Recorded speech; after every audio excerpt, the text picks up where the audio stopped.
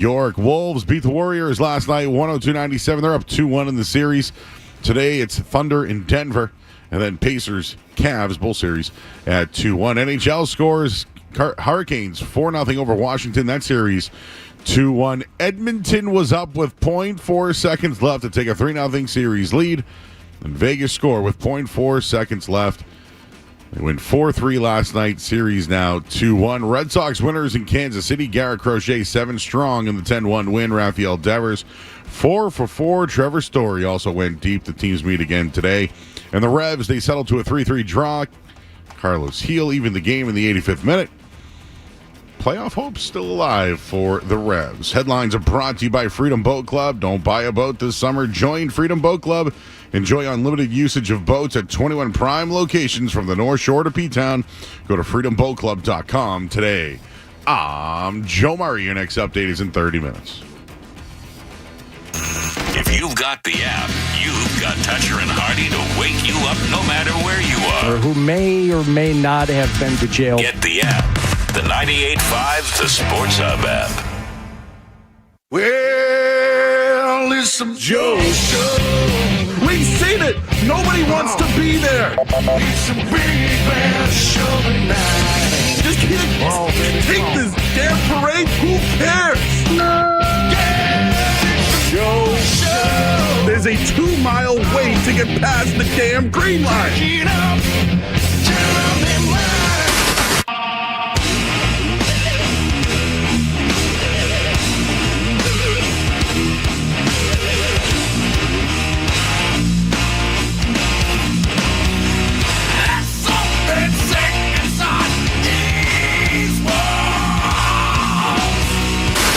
Anyone who gets hit by a bear in the neighborhood, call Joe Murray. I happen to trust Joe Murray. First time I ever met Joe Murray was at a... Well, good morning. Welcome into 98.5 The Sports Hub. Happy Mother's Day to everybody. Happy Mother's Day to all the moms, grandmoms, dog moms, cat moms. Birthday to all your mothers out there today and your wives. How are you, buddy? I'm doing all right yourself, man. Happy Mother's Day to your family as well, man. I'll be going back to Boston later today. Go see Mama Murray. So I'll be driving through the area. I was thinking about this, Cerrone. I caught a little bit of Hugh McCarthy yesterday after the game on my drive home. Of course, Cerrone Battle, great analyst, does the nights post-game with me during the Celtics playoff run. You and Leroy do a show here on the weekends. I'm just setting everybody up today on this Sunday morning who's listening. Beautiful, beautiful Sunday today. It's about 60-ish degrees, a little wind, but beautiful, sunny. You can tell that it's been raining the last couple of days because the pollen is back out today. So all the allergies are going. But, for me, growing up in the city, Cerrone, the Mother's Day, the theme for me, for some reason, was the Arboretum. The Jamaica Plain, it's huge, actually. It probably goes everywhere, right? It's probably not just in Jamaica Plain. It's I think it touches like 3 different places, but yeah. Literally. Actually, Blue Hills touches everywhere, if you really want to get into that one. But yeah, I believe it's Lilac. Is it Lilac Sunday yet? Because I know it's a big flower day. In the area, but that's something we did in the neighborhood growing up was, take mom to the walk to look at the lilacs and do all that stuff in the city. And, well, I'm getting all emotional because it's Mother's Day today. So happy Mother's Day to everybody out there today. So you good today, Cerrone? You good, bud? Yeah, I'm good, man. It's Mother's Day. My mom's, my wife, my mother, my sisters, just aunts, everybody, those who, they aren't, they aren't mothers, but they're aunts, friends of families, but took on that role, just happy Mother's Day to all of them as well. And, it's going to be, it's a great day everywhere. And, it's to me, it's like the unofficial kickoff to summer. It's like, okay, everything now it's time to, to get out and enjoy summers, to get out and enjoy time with your family and stuff like this. It's another reminder to spend time and get out with your family. So yeah, it's a pretty cool day, Joe. Yeah, I agree. Happy birthday to your mom as well, Jeff, who's helping us out today. We're here. My whole thing is this, is today a day that you want to go out? do you want to? I don't want to talk. Considering this is the first sunny day of the weekend in like a month. Yeah, like it's just the other thing to throw in there is like, would you rather just spend time at the house and do food or cook for mom, or like fight the reservations and the you know what I mean? Like I don't. What does mom want in that case? That's a very good question, I think.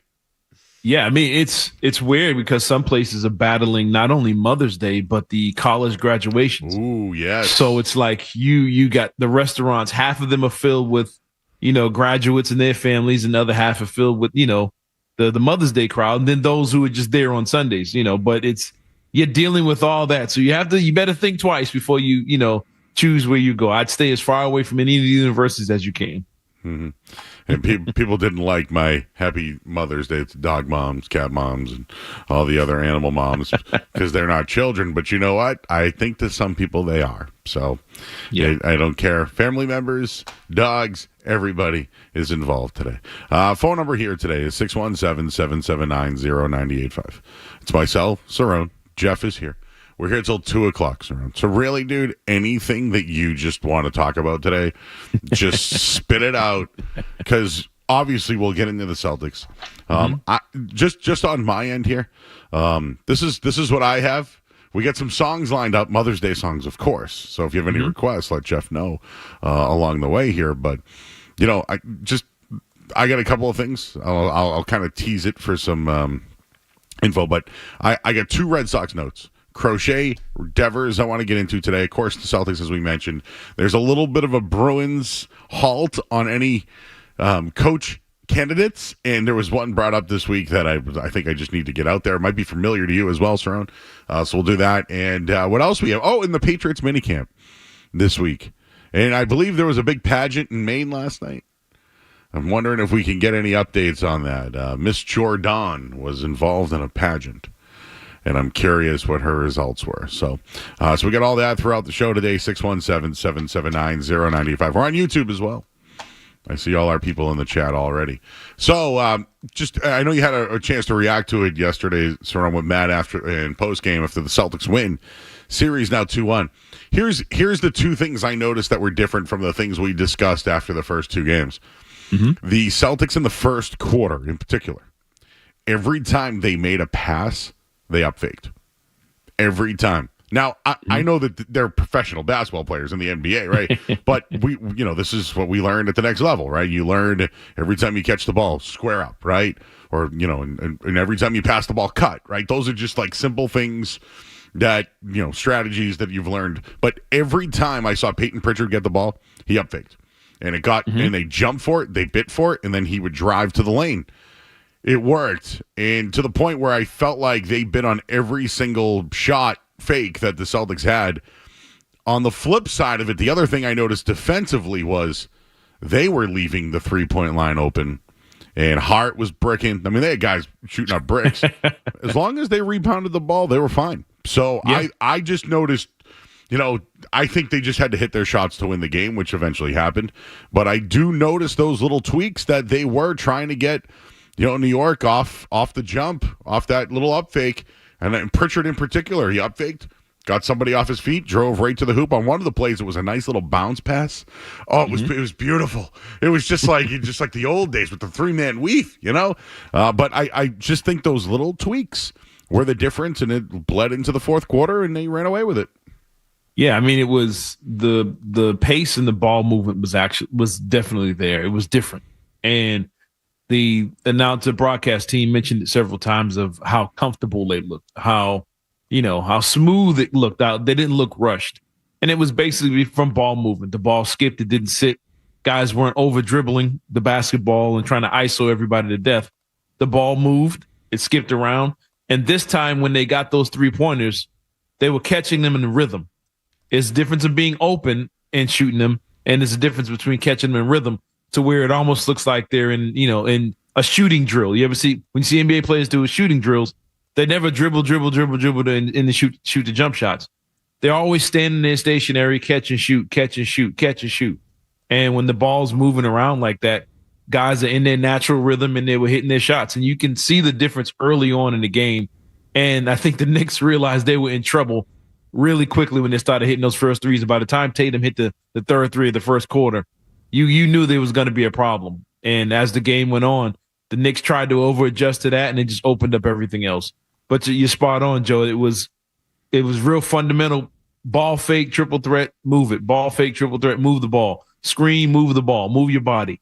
And they just did all those things. Even though they had 20-point leads early in games 1 and 2, it was still a struggle to hit open shots. They were getting to the foul line. They were getting more layups in the first 2 games, in the first halves. But this time it was more of what you're used to seeing from this team, and it was a good balance. And the Knicks had no answers for it. And once they pushed it to 30, I'm like, yeah, this thing should be pretty over with. But as far as the Knicks shooting, the average just caught up to them. You know, Josh Hart wasn't going to remain Reggie Miller for the rest of the series. OG has come back down to reality.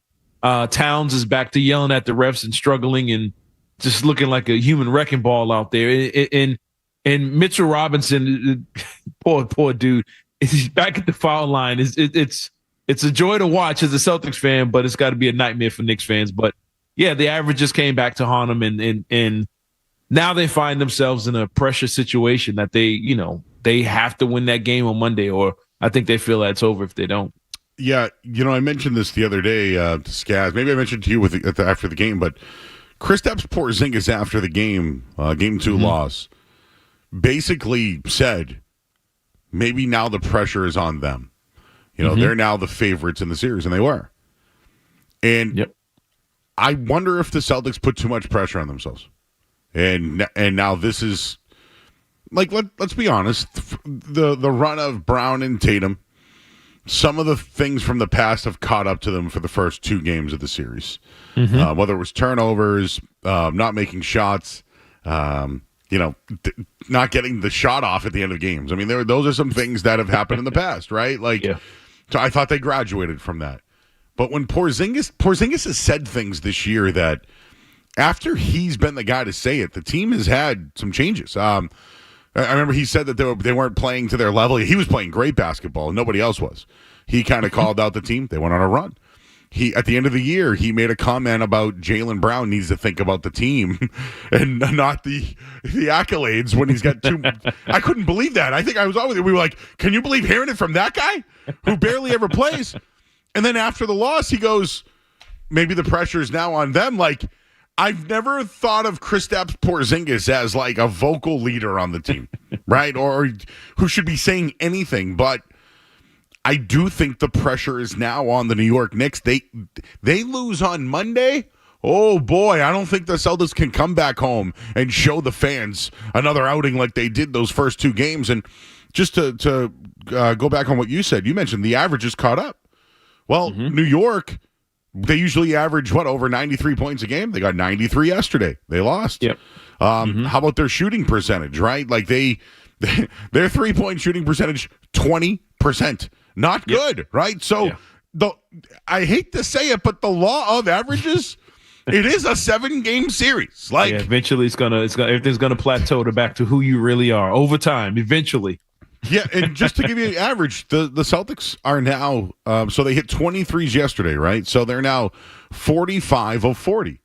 They're now shooting, I know it's not something to flex on, but now they're now shooting 32% from 3. I just think that if they can continue that stretch, they're going to be around where their general average is, where they win games. Yeah. Yep, and the guys on the Knicks who are getting big numbers. OG, the 20-plus point game in the first game. Josh Hart's been getting, I think he's averaging like 20 and 9 rebounds over the first couple games or something like that. He played like an all-star. Eventually, he was going to come back down to reality. Now, Brunson still has the ability to get hot. He hasn't had that Jalen Brunson 44, 45-point game. We shooting 60%. He hasn't had that yet, but it's going to be hard for him to do it when the Celtics are throwing all those guards at him and making him play defense. But everybody else, I think we saw Karl Anthony Towns have his 2010 game or whatever it was in game 2. We're seeing these guys play, each one of them kind of play their best games individually. But as time goes on, you start to realize who they are. You start to realize who you are. Peyton Pritchard, 6th man of the year. He sure looked like it. Tatum, he wasn't getting it going in the lane. Started hitting his jumpers. He got his numbers with 22, 9, and 7 or something like that. Jaylen Brown had his stretches where he looked like an all-star. Derek White, I got on and talked about this after game 2.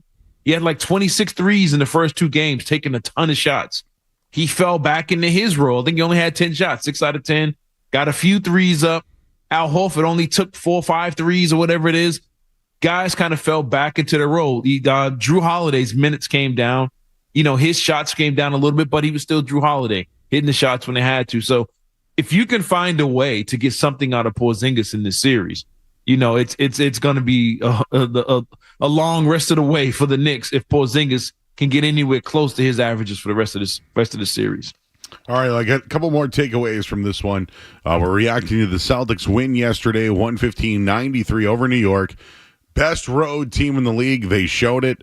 They're going to have to show it again on Monday night. Series now 2-1. We'll have more with Cerrone Battle. Wanted to get into Peyton Pritchard's night yesterday. I think he's got next at Rucker Park today. I tweeted that out. I know it's corny, but man, I bet you he is right now on a court somewhere. It's like I wouldn't doubt it. He probably is. I swear to you. So that's why when he hit a couple of threes, he's got next at Rucker. So, but I want to get into Pritchard's game and just. Missoula's taken a lot of heat over the last couple of games. He had to go to that dark place that he was talking about, which I love. Let's get into that dark place and just some of the adjustments because, he's been ridiculed. He made a couple of good ones yesterday, so we'll get into that coming up next. It's Mother's Day. Cerrone Battles here. We got Jeff Williams. I'm Joe Murray, 98.5 The Sports Hub. You're listening to Joe Murray on 98.5. You're listening to Joe.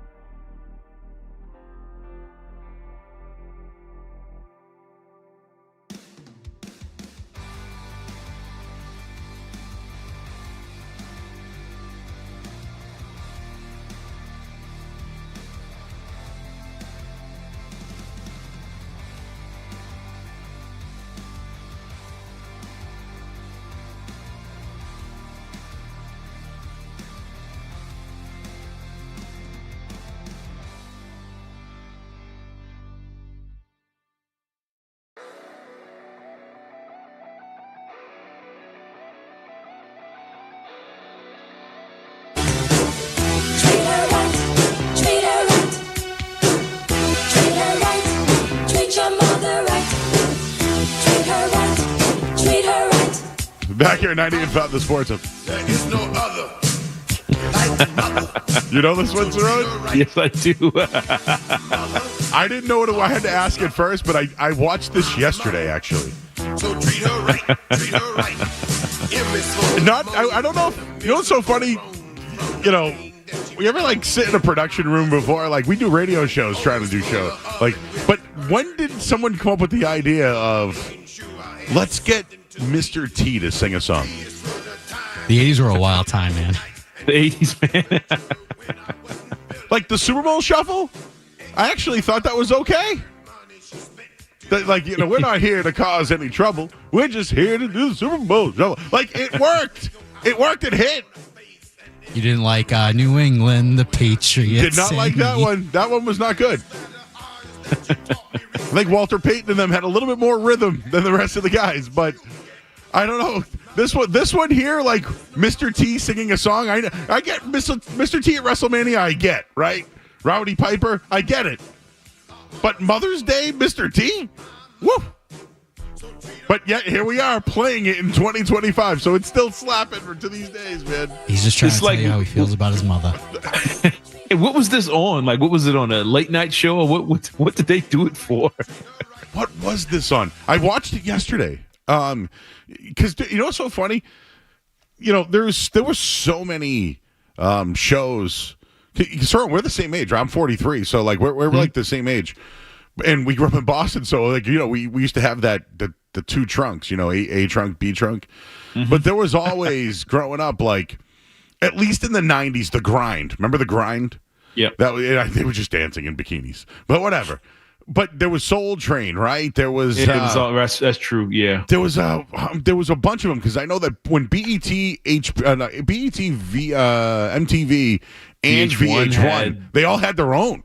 Yeah, I forgot which. There was another one called like The Factory or something. I can't think what it was called. It was like a late night show like that. But every one of those, every once in a while, they might like, you know, hey, we got a live performer today. That's true. And I feel like that's where Mr. T came out. Like this was one of those in the 80s.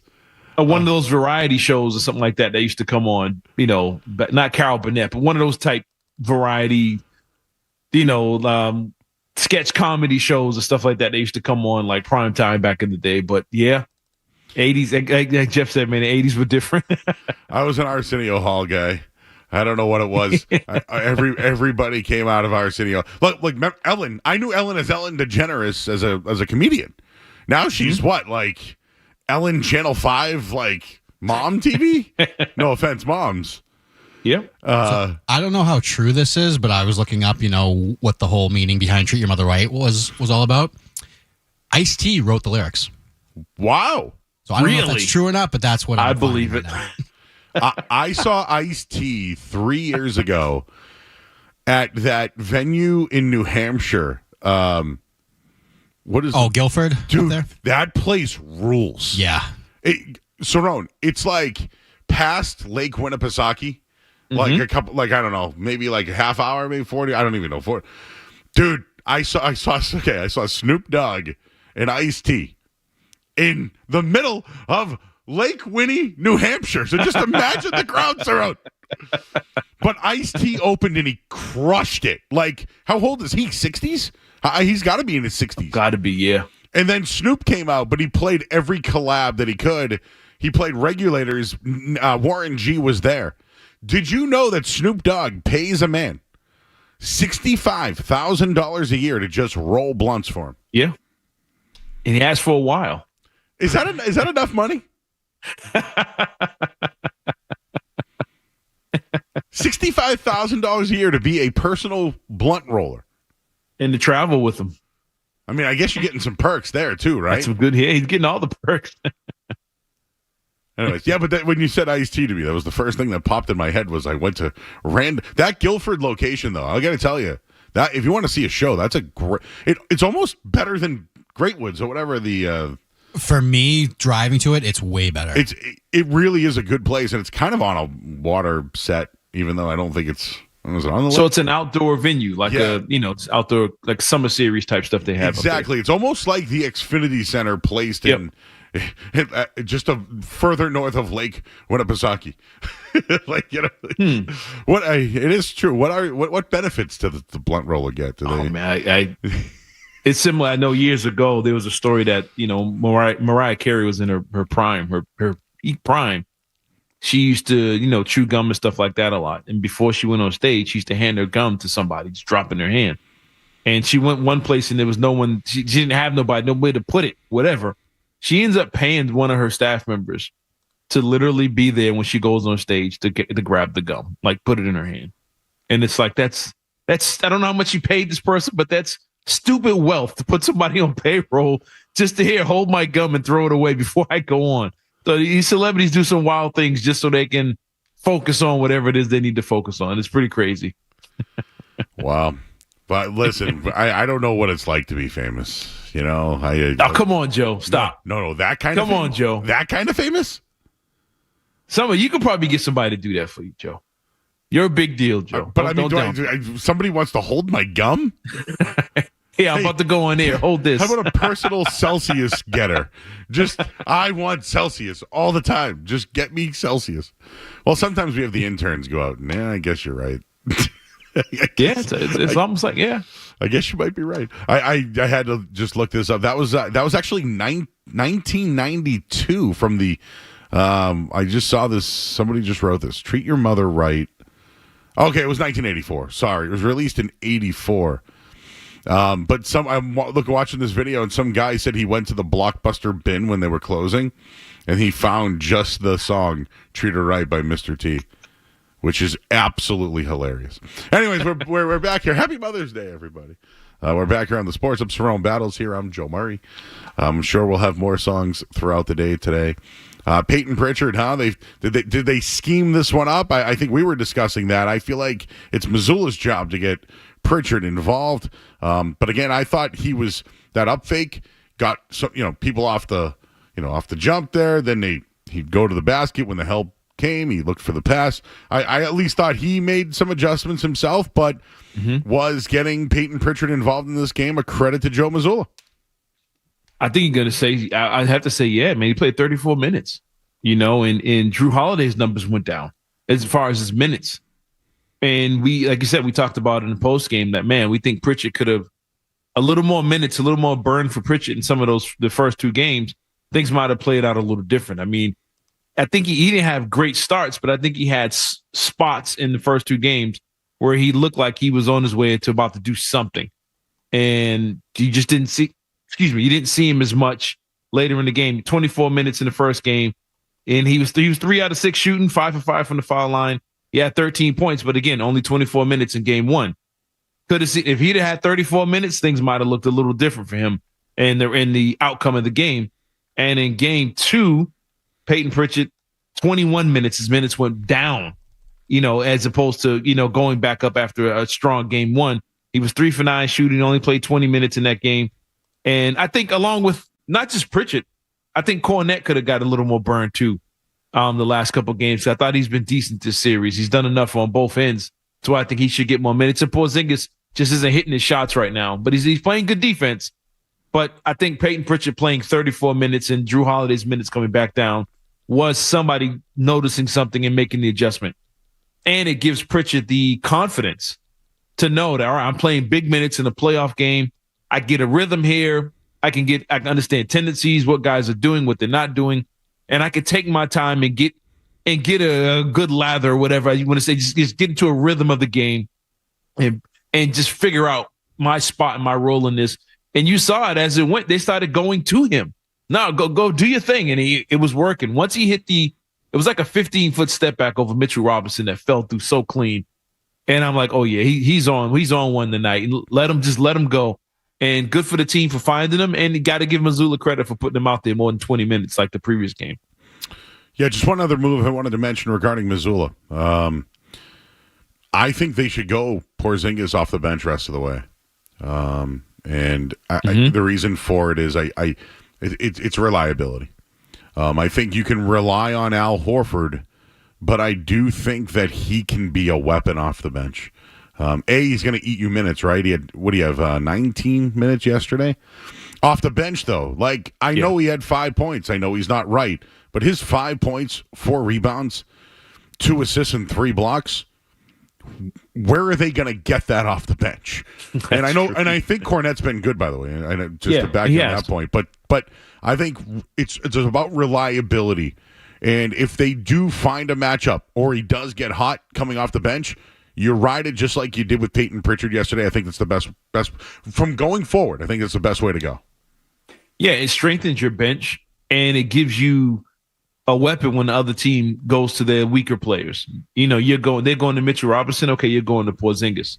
You know, it gives you more options. It makes you a deeper team. Al Horford's been fine, I think, against Karl Anthony Towns in the series. You know, he's shown he's basically the only one out there really flexing muscle against this Knicks team.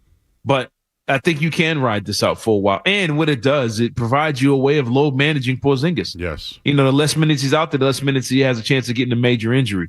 And you want to kind of preserve him throughout this playoff run for however long it is. So keeping him to 20 minutes a game, I think is a way to do it, and bringing him off the bench. And if he's hot, like you said, okay, you just leave him out there in the fourth quarter. That's all. And let's say you do get by this series and you face a Pacers team or a Cavs team, whatever, the strategy might be different. But as far as this Knicks series goes, yeah, you keep playing him off the bench because he's going to have a mismatch against that second unit. And here's the thing. The last game, yesterday, he was getting open. There was a lot of times they didn't find him cutting to the basket, or they didn't find him with the mismatches. Maybe they didn't trust him to hit the shots.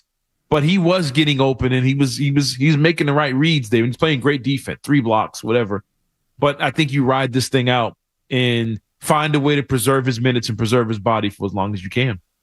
All right, and just back to the hacking strategy. I heard you and Matt talking about this yesterday, and I kind of wanted to double down on it. So Missoula was questioned about intentionally fouling Mitchell Robinson, and yeah, his plus minus was high. I hated the answer at the time, so I get it. Like we're not in the room. We don't see what they're looking at. We don't know. We're just guys yelling from afar that see things differently. Yep. But yesterday they went back to it. It worked. Robinson shot 4 of 12 from the free throw line. He's horrible at free. I actually wonder if he's the worst in the league right now. But you know, he had another air ball miss, as we mentioned. But you know, just thinking about that, is that the right strategy? Because to me, I feel like Mitchell Robinson shouldn't be making any impact or any coaching. You know, he shouldn't be a reason why you make a coaching adjustment in this series. Yeah, and that's the thing you have to ask. Like, okay, why are you trying to get him out of this game? Is he that much? Is he affecting you that much that you feel you have to waste fouls and put them over the limit? You know, just to get him off the court or whatever, or you're just trying to get the ball back. I think it's a difference, though. Is what I give the Celtics credit for this. Last game, they did the same thing. I mean, game 2, they fouled him like crazy. He only took 1 free throw. So you were just wasting fouls, and he never went to the foul line. He played 20 minutes, only took 1 free throw. So they were fouling him in non-shooting situations. So all you were doing was putting the Knicks over the limit. Yesterday, they fouled him in situations where he was a threat to score. Like if he get an offensive rebound, he was going for a dunk, they just wrapped him up. And they kept doing it over and over again. And this time it affected him because instead of taking 1 free throw, he took 12 or whatever it is. So they did the job. They did what they were supposed to do to him. And the poor guy, once he started throwing knuckleballs up toward the rim, he was in trouble. And when you know it's bad, when the home crowd, who's not supposed to get loud for the guy shooting free throws, when the crowd starts cheering for him to make a free throw, it's like, man, they should be booing him and throwing stuff at him like, why is he in the game and why is he that bad? But they tried to cheer for him and it just got worse. And that's when the air ball came, and that was a great call by Max on that one. But yeah, they fouled him in shooting situations, and it actually worked in their favor this time. But don't foul him just to foul and pick up cheap fouls and put them over the limit. So this is just a personal thing for me. I'm offended by Mitchell Robinson's play at the line. You know, I played high school basketball, Catholic Suburban League champions. He's a professional. I learned beef a long time ago. You know what beef is, right? The balance, elbow in, eye on the basket, and follow through. That guy's got no beef, man. I mean, there's got to be somebody to work with him. Like, go call Mark Price. There's nobody around. Remember Rondo struggled at the line? And they brought in Mark Price, one of the best of all time. He's a great professional. But, like, dude, you're almost 6'10", right? What is he, 6'10"? Maybe taller than that. Yeah, he's close to 7. Shaq had a problem because his hands were too big. He was a massive human being trying to shoot a volleyball. Like, Will Purdue, I don't know why. he was horrible at shooting free throws with the Bulls. There's been others, but Chris Dudley. Oh, Chris Dudley was horrible. Yeah, Chris Dudley was God. One. You just had that triggered. I'm offended because I'm sure, just like you, I was a trash picker around the basket. Like if I get fouled, I'm nailing those free throws. Yeah. I'm nailing them. Yeah. So like you go to the line 12 times, that should be 12 points, bro. Close to it, at least 8. But I mean, it's and the thing is it's hilarious. Knicks fans are now showing videos of him playing pickup ball in the summer. And he's out there looking like Kevin Durant. He's shooting step back threes. And they're like, where was this dude at in the playoffs? How come he could do that then? But it's easy to do it when you're at LA Fitness as opposed to Madison Square Garden when everybody's staring at you. That pressure changes things. But a guy like him, and he made some comment like, it goes to show they respect my game. They'll do anything to get me out of the game or whatever. It's like, not really, dude. You're just a terrible free throw shooter. You're shooting 26, 25% in the playoffs from the free throw line. That's terrible. But you have to figure out a way. He's been in the NBA since 2017 or something like that. You have to figure out a way to work on your free throws to where you're at least a serviceable 65%, maybe 70% free throw shooter to stay in the league. Because if you keep doing this, you're not going to have a role in the league because you're not dominant anywhere else. Shaquille O'Neal was 50, 60% from the foul line, but they fouled him because he was so dominant that he was going to give you 60 if you didn't do anything about it. This dude has nothing else to give. He's a good shot blocker and rebounder from time to time, but you're not Shaquille O'Neal. You're going to find yourself as a career backup or out of the league because you're just a liability to these teams now. And I'm pretty sure his teammates are starting to look at him like, I told this dude to work on those free throws in practice, and he decided not to. And he has no post game and no nothing else to go with it. But he's got to figure out a way to get better. But right now, if I get a big lead, like they were up 30 and they still fouled him, I'm going to make it so this dude's out of the game and mess with his head. But Matt McCarthy made a good point. If you start seeing a few of them go through, you might have to leave him alone because you don't want him to stop making 60, 70% of his free throws. Now you're in a tough situation. Yep. I just had to look it up. Ben Wallace, worst career free throw percentage. Wow, I forgot about Ben Wallace. Yeah, Hall of Famer, by the way. 41%. DeAndre Jordan, 47%. Andre Drummond. Now, where my eyes started to go wild is Wilt Chamberlain missed 5,800 free throws. Where would he be on the all-time scoring list? Well, that's true. And then I'll add Shaq in there because Shaq missed 5,300. So I would probably say mind's eye Wilt Chamberlain was better than Shaq. Shaq was more obviously physically dominant. Yeah. But, Wilt averaged 30 points per game and 23 rebounds a game. Yeah. And he shot his free throws underhand, I believe. He did. That's right. That's what I would threw do. him up there. They're still doing it. Rick Barry? Rick Barry shot 90% doing that. I threw it up there. If it goes in, I don't care how you shoot it as long as it goes in. Literally. This is a disgraceful in 2025. There's a man that can't shoot free throws. It's disgraceful. Now, if you miss it, I get it. You can't shoot them. It's horrible.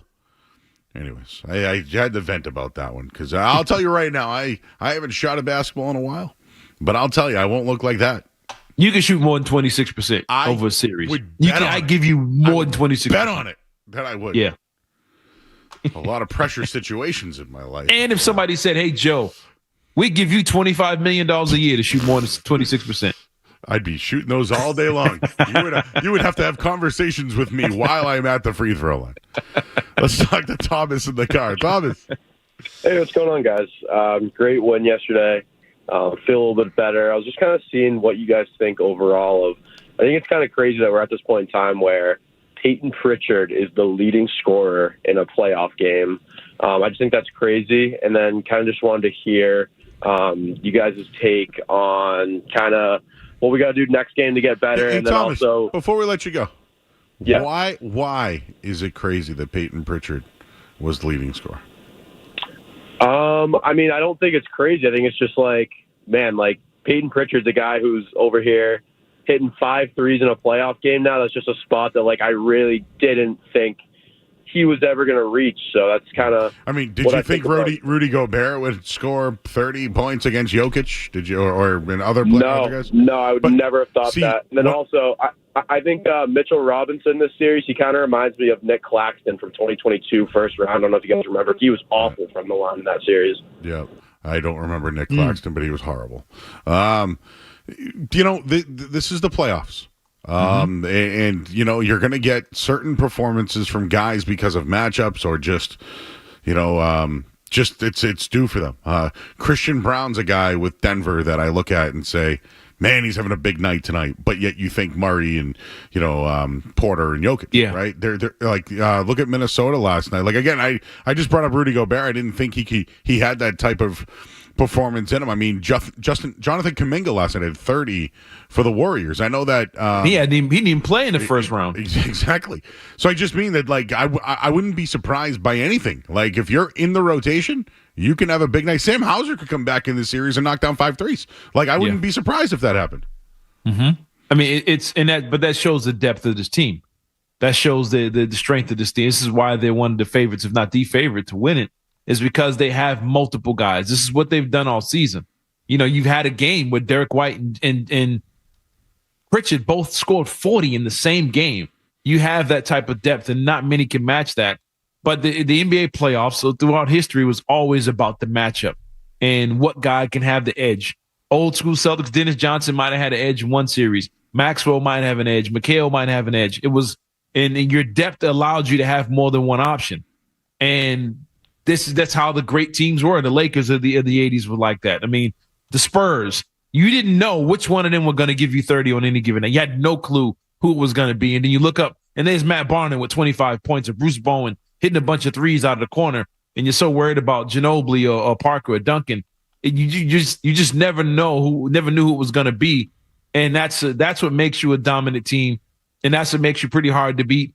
And, there's only a few teams that can have guys do stuff like that. So having a Pritchard lead the way, and it's not just having a guy, having Pritchard lead the way, it's having your stars willing to give him the ball and allow him to cook and not feel like, I got to get mine because he's getting his. That's a huge part to why this team is successful. Somebody asked me what was Manute Bol's career free throw percentage. I had to look it up. 56.1% over 10 seasons. But didn't he have like the single game record at one point for threes made or something like that? I'll have to look up. I think it won like back. I think the record at one point was like 6 threes in a game, and it was held by like Manute Bol. Something crazy. He had a ton of threes in one game out of nowhere. Something ridiculous. He had more block shots than points scored. He had 2,086 blocks versus 1,599 points. That's a wild stat. That's crazy. Also, some guy named Golden Bear. Fat Boy Joe wouldn't even hit the rim, is what he would say. And I would just like to put respect on the name. Catholic Suburban League champions, 1999-2000 here. We won a championship, and I would still post your ass up. Sorry, just had to throw that in there, Cerrone. Oh, yeah. Listen, I haven't played ball in years, but you know what? I still got the confidence. I'll go out there. I don't care. I've been dunked on before. Don't care. I'd do it again. Here it is, Joe. Manute Bol still owns the record for most threes made in a half by a Philadelphia 76er. He had 6 threes in a half. Now, he did not have beef. He would launch that thing over his head. It's funny. I remember being on the playground trying to shoot like Manute Bol. He just throw it up there. But he went 6 for 12 and a half from three-point line. It was weird because there was, most shots have a rotation, right? His literally was a good shot. It was how Porzingis. It just stayed. Do you ever see how Porzingis sometimes shoots and it's like a laser? Like it just right in there. He throws it straight in. Yeah, it's still a shot. Like he's following through. Manute Bol just launched it over his head. I'm actually going to look it up right now as we talk about this. But yeah, you can. It's all you. He went 6 out of 12 in one half for the Sixers. and was just throwing them up there from the top of the key. And the fact that they allowed Manute Bol in 1993 to take 12 3-pointers and a half is ridiculous, but he did. And he went 6 out of 12. Still a 76ers record for most 3s and a half, which is unbelievable. I would have lost that bet. The ball was behind his head. And he was 7'7". What were you going to do about that? And it's funny because I'm watching some of the clips right now. This is he did this against the Suns with the KJ, Dan Marley, Charles Barkley team that went to the finals. I'm looking at Tom Chambers is at center. Dan Marley. Looking at what is this dude doing? If he's knocking him down. And literally the ball would hit the back of his jersey that said bowl. Like, that's how far back. You were not told to do that. You don't keep the ball in front of your face, right? And it's funny because I'm watching the video right now. All the Phoenix Suns are on the sideline being like, you got to be kidding me. How do you defend that? Do you put your hands in his face? Charles Barkley gave him a high five running down the court. I gotta tweet this out. I can't believe this. But that goes to show when we talk about guys today, today they're the greatest shooters of all time. Look at the 3-point records they have. What would those records look like if everybody had the freedom to throw up 12 threes and a half 30 years ago? It was rare that not only that he was making them, it was rare that guys were allowed to take that many. Even good shooters weren't taking 12 threes in a game like that. And it just goes to show if you can let enough guys fire them up, they're going to hold the team. I think Marcus Smart is like, third? Celtics all-time 3-point makes or something ridiculous, or attempts to make something like that. And it's like you would never put him in the same category as Larry Bird or Paul Pierce or Tatum or any of these other guys. But there he is because of the attempts. And Manute Bol, as terrible as he was as a shooter, couldn't hit a free throw, just one day decided to throw 12 threes and a half, and he made 6 of them. And it's pretty wild to see. Pretty good half, but it's more threes than Jason Tatum had yesterday in the half. he only went 5 for 5, Manute Bol. He hit 6. That's a pretty good deal. All right, we'll go to break. Cerrone Battles here. I'm Joe Murray on the Sports Hub.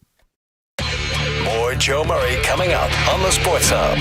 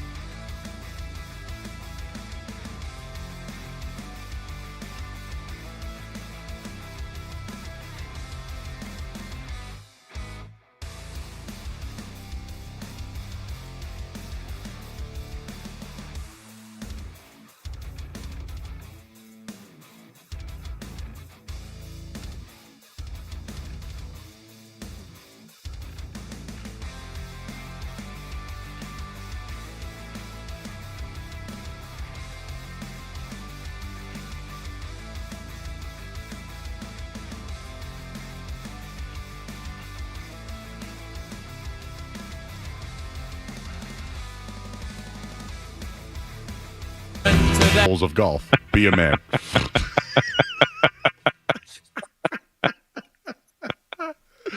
I love that, man. He knows how to do it. Anyways, we're here till 2 o'clock today. Cerrone Battle. I'm Joe Murray. We're having fun on a Mother's Day here on a Sunday. Let's take a couple of calls. We got Paul. He's in the car. What's up, Paul? Hey, Joe. Hey, Cerrone. What's going on? Happy Mother's Day, guys. You too, bro. What's going on? What's going on? I'm calling about the Sox today. It's a beautiful Sunday, and I'd love to see Roman Anthony on the Red Sox. I can't understand why this team is so stubborn about their prospects and protecting them.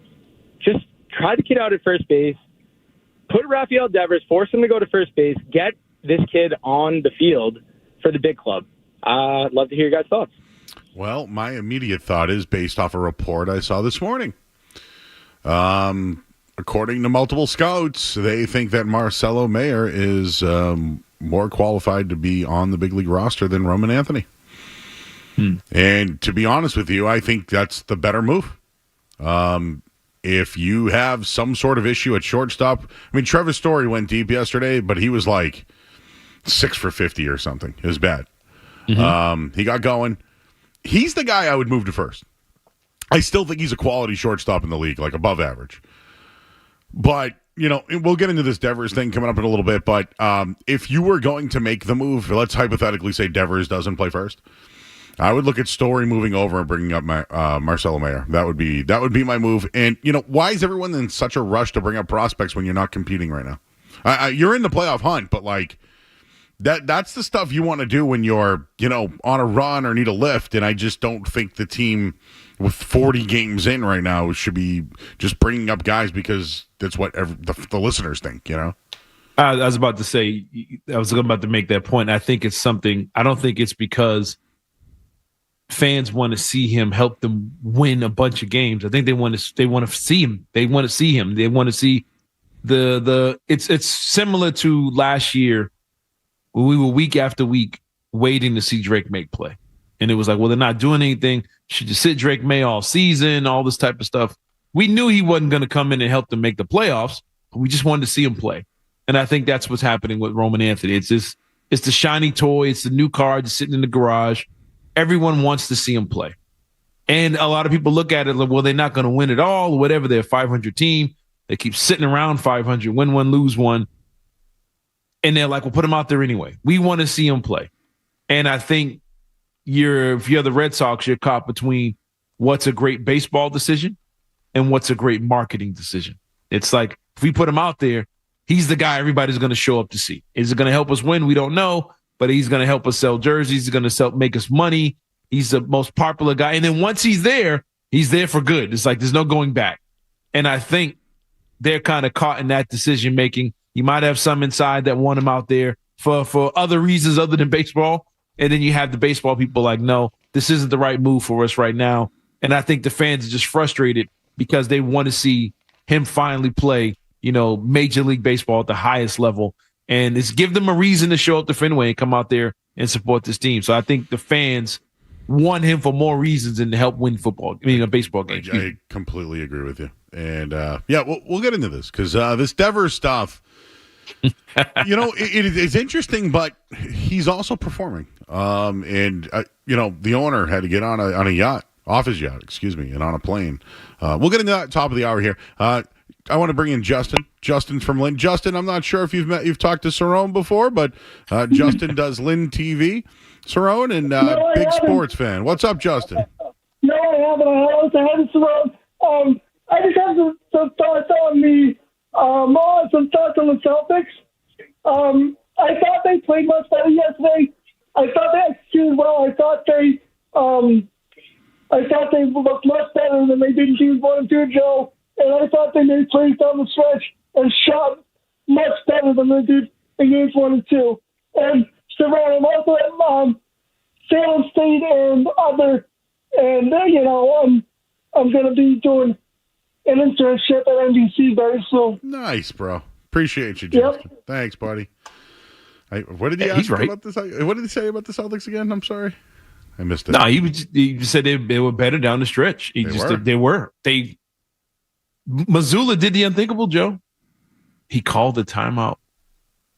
He adjusted, and they executed better down the stretch. Knicks went on a 9-0 run. He called the timeout, and he's right. They executed better down the stretch. You get a Jaylen Brown shot in the lane. You dumping it down to Drew Holiday in the paint. He got a 3 out of it, but they went inside. They got out on fast breaks. Tatum and 1 layup.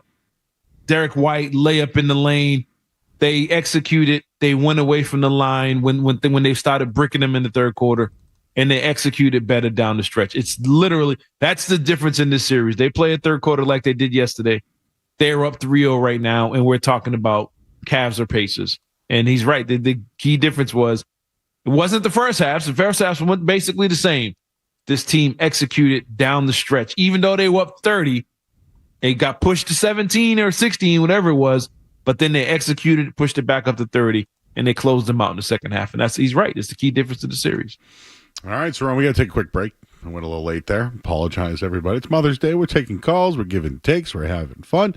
And this hour of the Sports Hub is brought to you by Valvoline Instant Oil Change. Enjoy quick and convenient vehicle maintenance this month. Visit NewEnglandOilChange.com to save 15% off your next drive-through oil change at Valvoline Instant Oil Change, the official oil change of busy people. I do want to get into the Red Sox, Garrett Crochet's performance, and Rafael Devers. What is the deal? Also, Celtics on the table as well. Now down 2-1 in the series. Game 4 is tomorrow night. We'll take a quick break. Cerrone Battles here. I'm Joe Murray, 98.5 The Sports Hub. Don't go anywhere. There's more Joe Murray. On the way on 98.5 The Sports Hub. New Harley-Davidson street glides under $265 a month at High Octane in Manchester, Harley. Buy now for under $265 a month.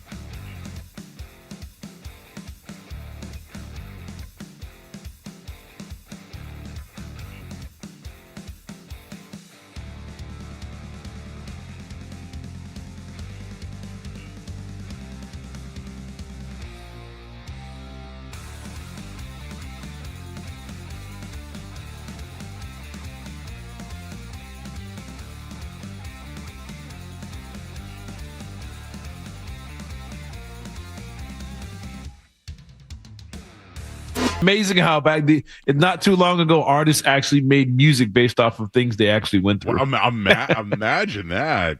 Imagine. There's something in that song that stands out to me. I'm trying to remember what it was, but my baby's drama mama don't like me. I don't know what it don't like me. I always kind of like that part, but yeah, dudes are in the studio spilling their guts back then, man. But now they just say anything and do whatever for a quick TikTok reel, and that's all they're really aiming for now, unfortunately. Final lyrics of the song are "Let bygones be bygones," and you go on and get the hell on, and you and your mama.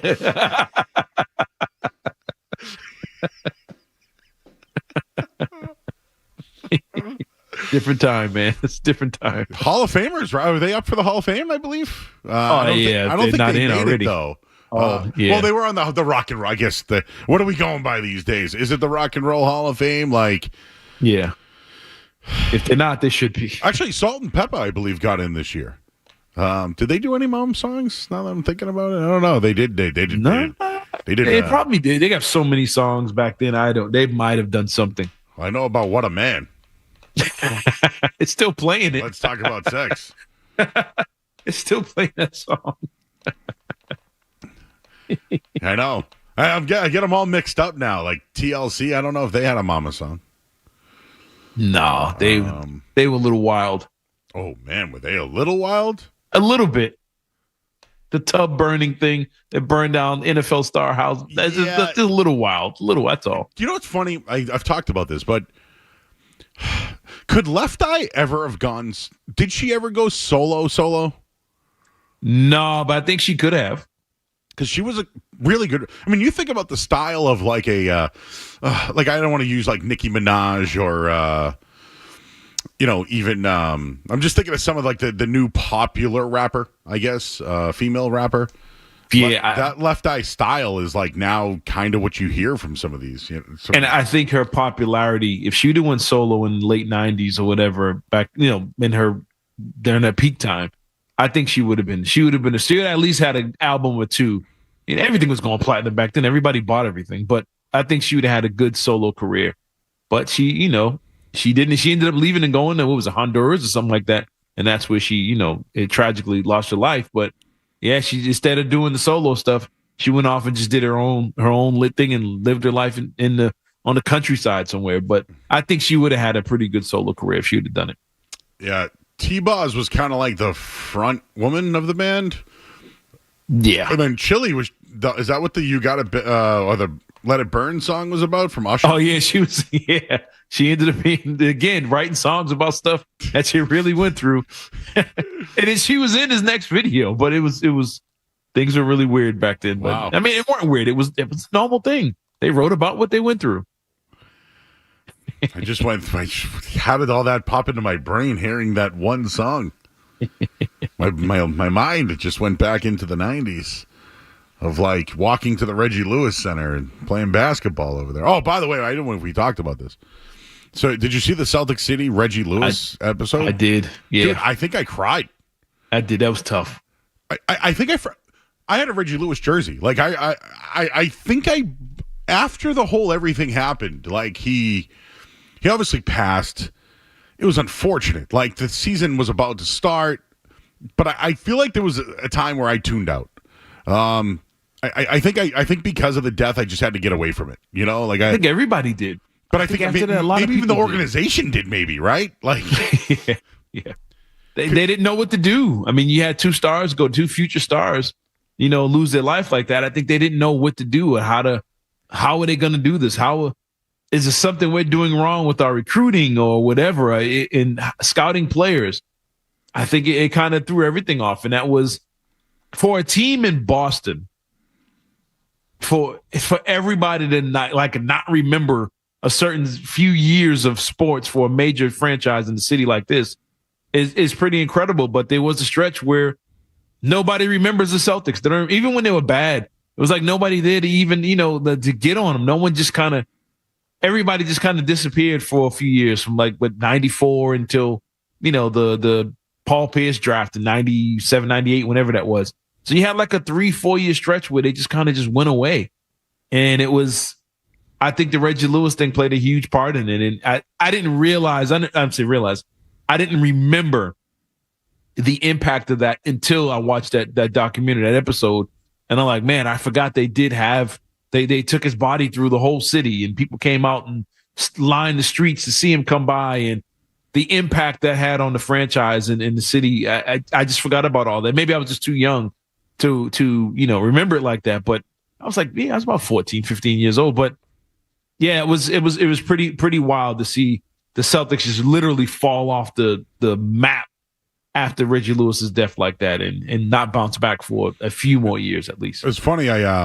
D Brown was in Boston yesterday. I met him last summer, and I ran into him yesterday. He was at the Causeway Card Show, which was also Scott Steiner was there as well, just to throw a little wrestling reference. Pretty dope. But did you know that D Brown was the leading scorer on that team? Because he passed that summer, right? They lost to Charlotte. Mm-hmm. Yeah, that was that Alonzo Mourning shot, right? Where he's on the ground. I remember that. And then I think that was when the next year, I think, was Robert Parrish's last year. Mm-hmm. And they got Dino Raja. Yeah, but he was a good player, and no one really got a chance to watch him. Yeah. Nobody paid attention to him. But, he was 26, like a 26-year-old rookie, and I don't think that maybe there wasn't that young feel. But, D. Brown, Sherm Douglas, Dino Raja, Robert Parrish, Rick Fox. And I think Xavier McDaniel, he was on that team. Kevin Gamble was on that team. And I think that's when they drafted A.C. Earl, which did not work out. Yeah, and A.C. Earl's greatest game was when I think he was in Toronto and came back to Boston. And he held the Fleet Center record for years. He scored like 55. 55, points. That's right, yeah. Something like that. There's a couple of guys. A.C. Earl. I hated that pick. I never liked it. I never, ever. He went to Iowa. I remember he went to Iowa, like 19th pick, A.C. Earl. And I go, who? Yeah, A.C. Earl. Now, the shocking thing to me was, and I didn't realize it until the Celtic City documentary, that D. Brown was still on the team. Yeah.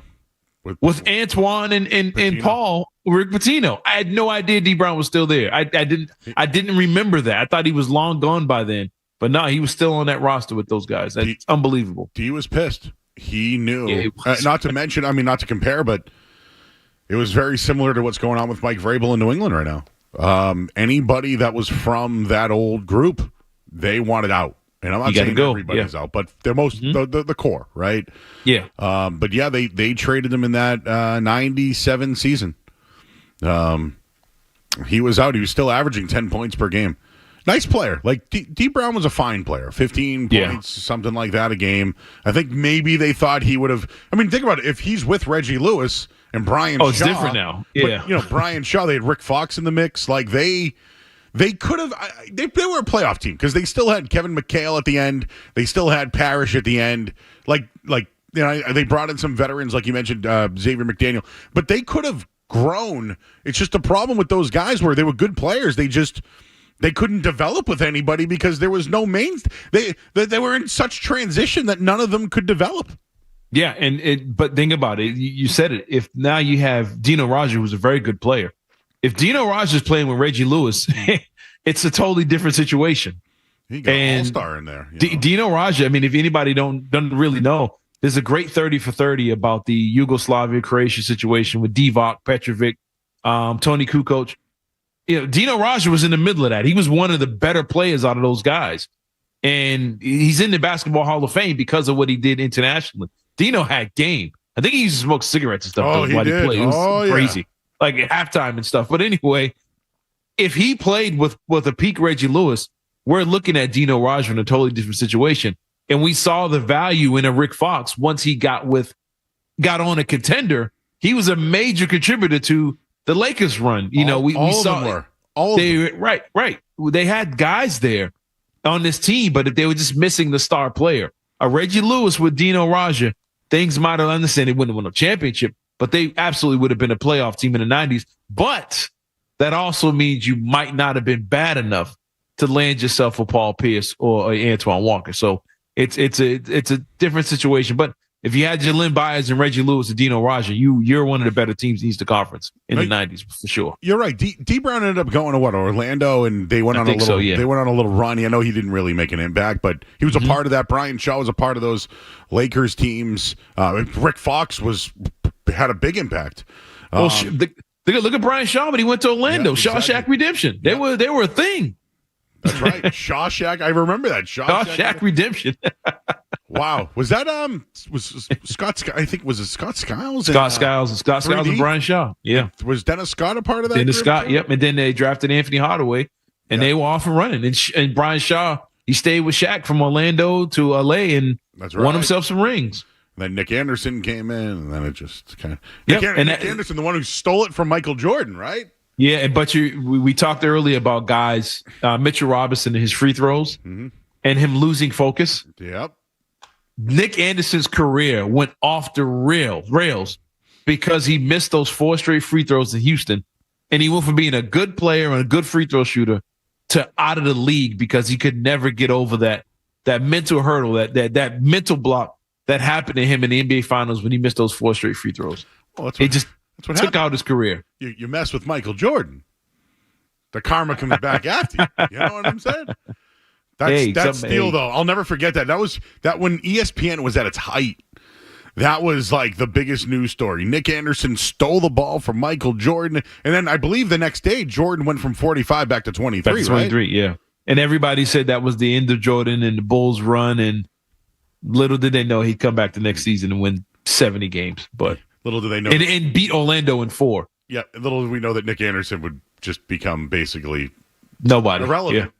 Yeah. Yep. That fast. Wow, the 90s, bro. Imagine if social media was around then. My God.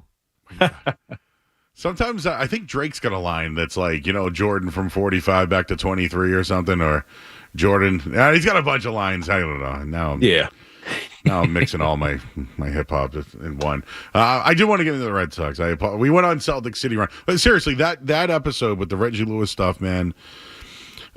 It's devastating what happened, and honestly, I think the Celtics did everything right. I think that it was, and I don't want to get into the doctor stuff and all that, but when you're an athlete, what do you want to do? You want to play, right? Mm-hmm. And they wanted to get a third opinion, and it never happened. And there was actually one moment in that I'll share is obviously Brandeis is right around from the station now. And that's where they used to practice back in the day. And there was a guy just there by himself who worked in the building, and he heard a basketball dribbling, and they went in. It was just Reggie by himself, and he was like, "Oh, okay." Yeah. And all of a sudden, he didn't hear the basketball dribbling anymore, and he was the one that had to call for help. And very unfortunate. Seeing that live was it hit hard. It was definitely a big moment there. And no team, I don't think any team in sports has ever gone through anything like that. With you add in the Len Byers and Reggie Lewis, and then Paul Pierce, less than a decade later. He ended up surviving, but I don't think any team has ever gone through that kind of adversity when it comes to off the court or serious things like that in the history of sports in this country. That's just one of the wildest situations for any franchise. How about after trading for Jeff Green and him having his heart issue? Right. He had the emergency heart surgery. Yeah, I forgot about that. Couldn't even play. They made this huge trade that was franchise altering. Mm-hmm. And the guy couldn't even play because of his health. It was, oh, wow. It's, sure. And these are just health issues. We didn't even get into the injuries. Right. The other part. Yeah, right. But yeah, it's pretty wild. All right. Well, now that I just made everybody emotional, take a quick break. We'll get back to it. You're listening to 98.5 The Sports Hub. You're listening to Joe Murray on 98.5. You're listening to Joe Murray on 98.5 The Sports Hub. Curb appeal matters with your business, so make it more appealing with U.S. Pavement. From Maine to Rhode Island, Worcester to Cape Cod, it's U.S. Pavement for paving, seal coating, line striping, and more. USPavement.com or 1-800-PAVEMENT and make it U.S. Pavement solid. Addiction doesn't discriminate. If you or a loved one is struggling with an addiction, the New England Recovery Center offers inpatient detox and clinical stabilization services, as well as individualized treatment planning, family support services, and continuing care. Recovery is possible. Visit newenglandrecoverycenter.org or call 877-MY-REHAB. All major insurance plans accepted. Take the first step on the path to recovery and reclaim your life at New England Recovery Center. Set yourself up for success. Their locally owned Benjamin Moore store proudly serves the New England area with more than just paint. They're here to support you and help you find everything you need to bring your projects to life. From expert advice to premium products, they'll help you every step of the way. Enjoy exceptional service and explore a selection of beautiful paint colors designed for lasting results. Visit Drive-In Paint Mart today and experience the difference that Benjamin Moore's quality products and personalized guidance can make. Food for Free was founded in 1981 by a group of friends, and since that time, we've grown into the leading food hunger relief organization in Eastern Massachusetts. And Cambridge Savings Bank has been a thought partner in helping us achieve our financial goals. We now have the infrastructure that we need to optimize our fleet to move the greatest amount of food that we can out into the community. CSB helps nonprofits achieve more good. Visit CambridgeSavings.com, member FDIC. Are you annoyingly inattentive? Do you watch a movie and then ask a zillion questions because you weren't paying attention? Do people ask, how do you sleep at night? Then you should get a mattress from Mattress Firm. They can help anyone sleep. Come soon to Mattress Firm's Memorial Day sale. Get a king bed for a queen price and save up to $700. Plus, get a free adjustable base with select Sealy mattresses. Get matched at Mattress Firm. Sleep at night. Restrictions apply. See store or website for details. Coleman! It's electric! You go see a podiatrist. He tells you he's also a neurologist, so he can treat you from head to toe. But now you're walking with a limp and drooling out of the corner of your mouth. Yeah, that's the thing with specialists. If you have more than one specialty, you might not be that special at any. Coleman, we only have one specialty. It's electric! Right, but we're up against outfits that do plumbing, heating, cooling, sewer drain cleaning, and electric. Not sure what their specialty is, but we don't think it's electric because they always put it last. Just saying, at Coleman, we put electric first. In fact, we put it right after our name, Coleman Electric. That way we're never confused with the plumber. I mean, we love our plumber friends, but you don't want to be mixing toilets with electricity. Could end up like a scene from the Green Mile. Not good. No, when you got to shorten your circuit, call the specialist at Coleman Electric, and we'll be at your house in the flick of a switch. And if the switch is broken, we'll be there quicker. Kuhlman. Coleman, what is it? It's electric! Right. Ocean State Job Lot has the perfect Mother's Day present for her and for you. Buy $100 or more in Job Lot gift cards for her and get 30% back for you in the form of a Crazy Deal gift card. So if you buy a $100 gift card for mom, you'll get yourself a $30 Crazy Deal gift card for free. You must be a Job Lot insider, but if you're not, just sign up for free at the store. Happy Mother's Day from Ocean State Job Lot. Celebrate Mother's Day at the 99 restaurant and treat mom to delicious new menu specials made especially for her, like herb garlic filet mignon, lemon caper swordfish, or their famous colossal hot or buttered lobster rolls. You gotta love the nines. Dreaming about that backyard oasis? Plymouth Quarries can make your dream come true. You're going to do this once. Do it right. Get started at PlymouthQuarries.com. Plymouth Quarries. Excellence in stone since 1915. Felger and Maz are just his pregame. They've been getting wholesale deals for years. It's Joe Murray on the Sports Hall. Literally would get like drugs in his mailbox, you know? Yeah. This is a very good, actually very good, but it's about his mom who obviously had her own issues. Yeah, he went through a lot. They went through a whole lot. I can't believe the song's 30 years old. That just doesn't make sense. Literally to the day, I think, 30 years old. 30 years old. Wow. Yeah. And the success. Yeah, he was serving a prison sentence.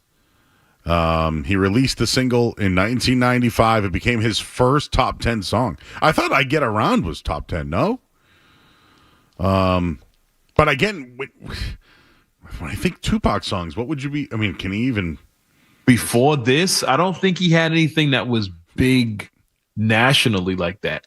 Because what's wild is he was a part of Digital Underground. Yeah, he was right. The stuff they did, he was featured in some of their stuff that was big. But no, I don't think he had anything solo that went this big.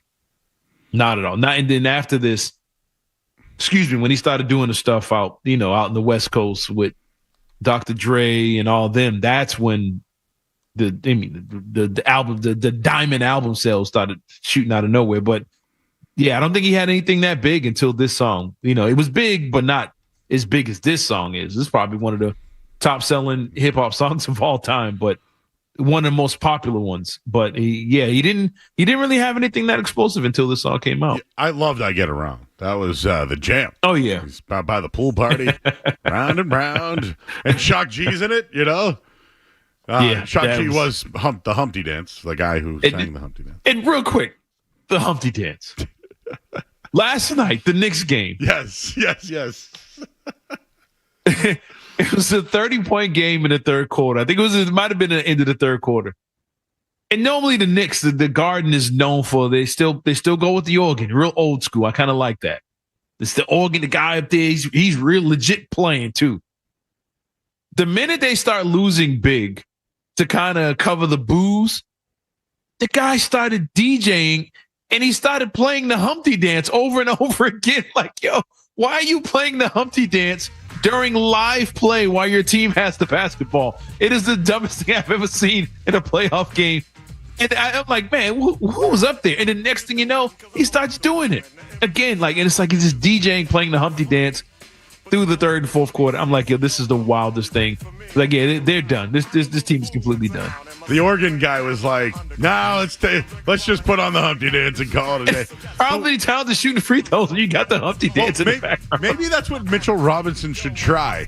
Maybe he should try to put his leg to the side like his leg is broken, shaking a twist, kind of like I was smoking. Like maybe he should do that at the line. And New Yorkers are like, Humpty Dance? This isn't even a New York song. Like, what are we doing here? When did this come out? I think they did it to drown out the boos or the people leaving and try and make it sound like the place was still jumping. But I'm like, that's what the Hawks and the Hornets do. The Knicks playing the Humpty Dance in the third quarter. I'm like, yo, this is bad. You knew they were done at that point. Well, he once got busy in a Burger King battle. January 1990. 1990. Wow. Jesus. Actually, no. Yeah, released January 1990, recorded in 89. Wow. Unbelievable. And again, I Get Around was 1993 was his first hit, Tupac. So he just messed. Jeff, you mess with my age now. My God. All of Tupac's stuff was essentially 95 on. I had his the I Get Around. I love that video. There was like a. Yeah, but all his big stuff was from 95, and then when it was 97, he was gone. So I think really his move to Death Row was what kind of catapulted him, right? Yeah, he had the two big albums, All Eyes on Me, and that was it. He had two big ones after that, the Machiavelli, whatever, and he was gone. Machiavelli. I think he was only 25 years old when he died. He was young. Like, man, these songs came out 30 years ago? You got to be kidding me. So, what was Above the Rim then?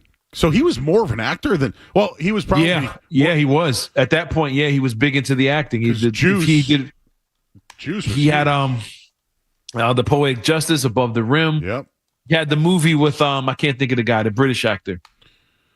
They're like on a run or something like that. I can't think of. He was in Reservoir Dogs and all the Tarantino movies. Yeah, he did a movie with him. I can't think of what it was called, but he was in Mo Hollywood at that point. Say again? Was it gang related? No, Bullet was one of them. Bullet was. It was Tim Roth was the actor. Tim Roth, that's his name. Yeah. But yeah, he was more into the Hollywood stuff at that point. And of course, the most famous one, he plays the bad guy, Bishop there. Oh my God, I can't think of the name of the movie right now. But when the guy's a DJ and all that stuff. But yeah, he was big in Hollywood at that point. And then he got with Death Row, and then it just exploded. Juice to another level. Juice was the one that stood out to me. Juice, that's it. Because there was like a lot of those actors. I mean, Omar Epps is still going, right? that I hate to use the term, the fat guy with the suspenders. I hate to call that guy, but I can't. He was in like Boys in the Hood and like all these other movies. And, like, it's just. Yeah, he was. That's when he really took off in that early '90s when the Hollywood side of it. And who knows where he would have gone Hollywood if he didn't die. He was really taking off as a star, and I think 25 years old he was gone.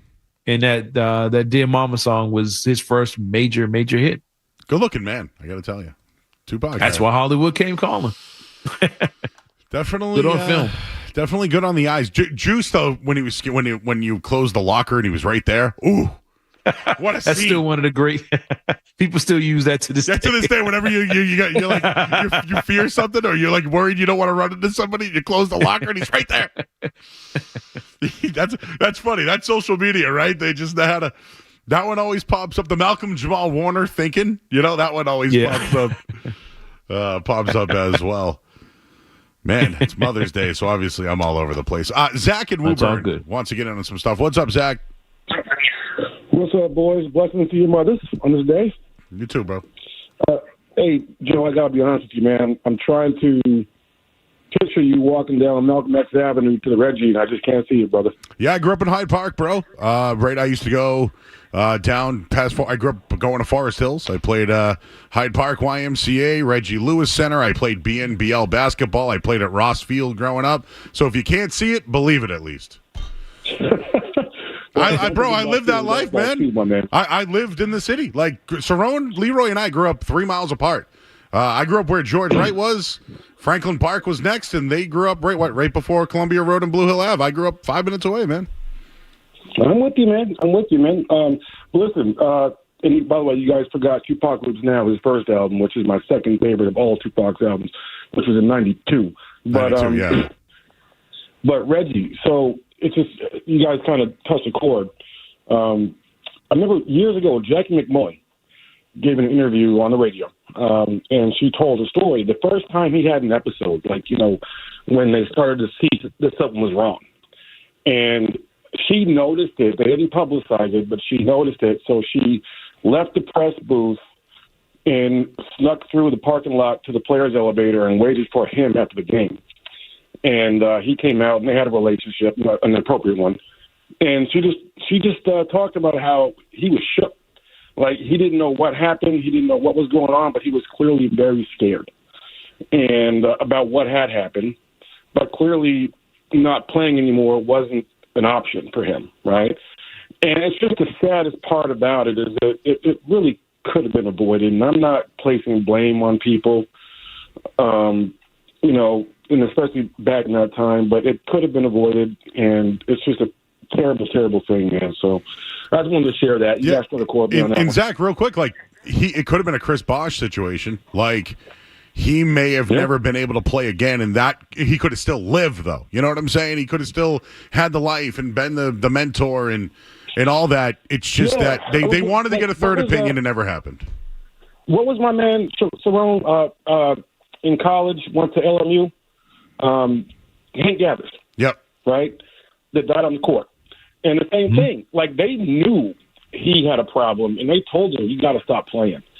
And he took the medication, and the medication just messed him up. He felt he couldn't play right. He couldn't shoot. He wasn't right.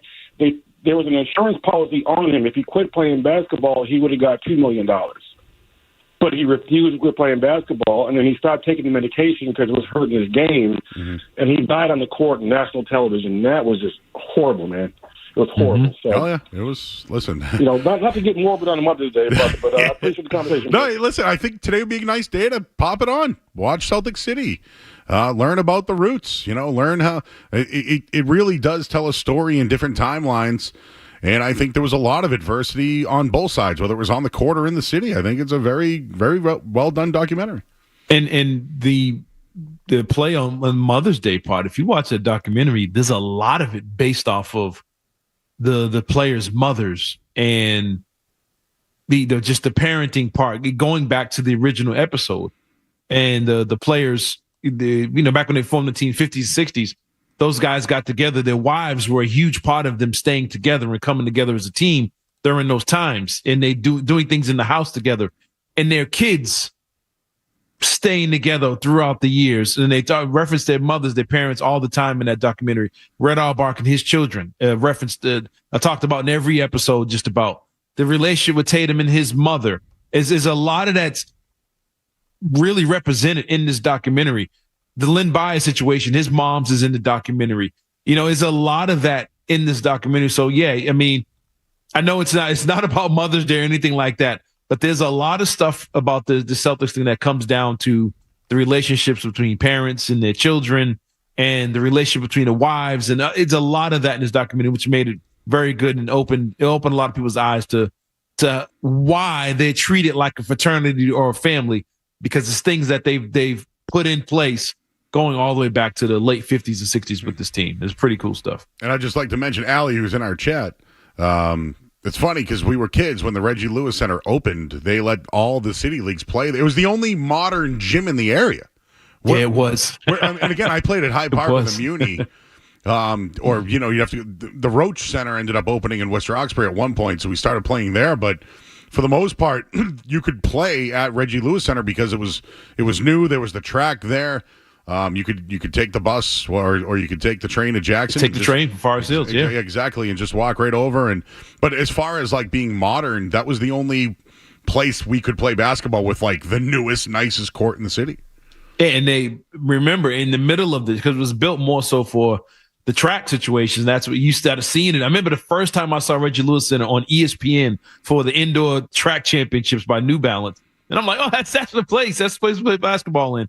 But they had the gym in the back. This place is still open. They have the gym in the back, but they had it so you can drop the curtains and you actually played basketball on the turf in the middle of the track. So you could have several BNBL basketball games going on at one time inside the Reggie Lewis Center or whatever other leagues they had in there. I know like Norfolk County high schools had their track and athletic events in there a lot.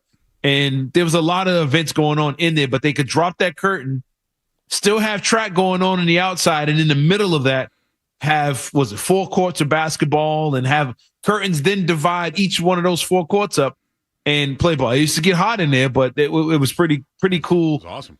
Considering back then, like you said, everywhere you played had an old, the bomb shelter logos on the wall because the buildings were built way back in the day when that stuff was a real threat. But I mean, it was the newest place around. And it's sad now, man. Joe, the place it's becoming one of the older places in the city now. It's pretty crazy. But Dana Barros just opened a brand new one. It's he's got across the street from Town Spa. So if you're out in like that Stoughton area, you could play some ball and then get a pizza on the way home. Now I got people in the chat asking me what bus, 32 or 50. I used to take the 34E to Dedham Mall. What bus line you grew up on, Cerrone? Oh man, many. 44, 28, 23, 28, 15. I remember. Oh, man, most of the orange line. So, like, if you're coming from Hyde Park, West Roxbury, anything like that, you just get to Forest Hills, and you basically get anywhere in the city from that point on. It's so funny now. When I come from the North Shore, I have to park at Oak Grove, and when I would start at Forest Hills, Oak Grove was the last stop is the other way. And now I'm like, this is very confusing to me. And I used to fall asleep on the train, and they'd have to wake me up. We used to just get on at Forest Hills and ride to Oak Grove and ride back, and we had nothing else to do in the summertime. Dude. I was telling a story the other day when Don Bosco closed. We didn't break in. It was Don open. Bosco, wow. Right? Yep. We played basketball in the gym and then swam in the pool. It was closed. It still worked, though. And we went in there, and now, what is that now? Like a hospital? I don't even know what the hell that is. I don't even know what's there in the spot anymore. I know Quincy Elementary School, and I don't know what else is over there now. This is a YMCA might be over there now. I don't know. So we used to play we used to like travel a little bit. So actually, Chelsea High had the best tournament in high school, at least. They would bring in like kids from other schools, like they'd bring in like Worcester Academy and like. They used to have a holiday tournament, didn't they? Like a holiday classic or something like that. Yeah, so that's exactly what I played in. And one day I'm watching Holy Name of Worcester, and that dude Neil Fingleton, who's no longer with us, was 7'7". And I watched this kid who went to Ohio State, Conley. I can't remember his name. Sean Conley. Yep. Bishop Fenwick, I believe. There you go. Yep. And yeah, so we grew up with the same kids. I played against Scott Hazelton, who I think's the coach at Central Catholic now, I think. But yeah, dude, we played Charlestown, lost by 1 point. They had like a 30-something game winning streak. We lost by 1. It was sad. we thought we were going to knock off Charlestown, dude. Still a claim to fame. Charlestown had they had a little dynasty going on over there. That team was pretty loaded. But yeah, they were some good players back then. I think Chelsea at the time, I could be wrong, I think they were like Reggie Lewis. They were one of the newer schools. Yep. They had a brand new building with like a nice cafeteria, all that stuff. And they had like holiday tournaments and stuff at Chelsea High. I think that was the place that had the new, well, in the 90s, it was a new school back then. Yeah, it was beautiful, Jim. Yeah, we had the Christmas tournament. It was absolutely must watch. And it was you saw the best players in the state at that time, or even in New England, for that matter. All right, we're getting off track. Whatever, it's Sunday. It's all right. Mother's It's all Day. good. We're having fun. We're staying local. Cerrone Battles here. I'm Joe Murray, 98.5 The Sports Hub. More Joe Murray coming up on the Sports Hub.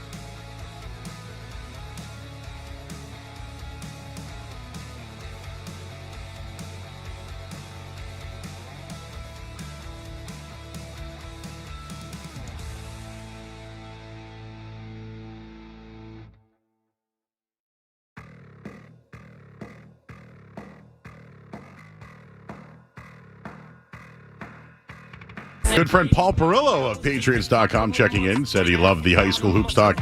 He said, props to Cerrone knowing Sean Conley went to Bishop Fenwick. Of course, that's where his youngest son goes, so...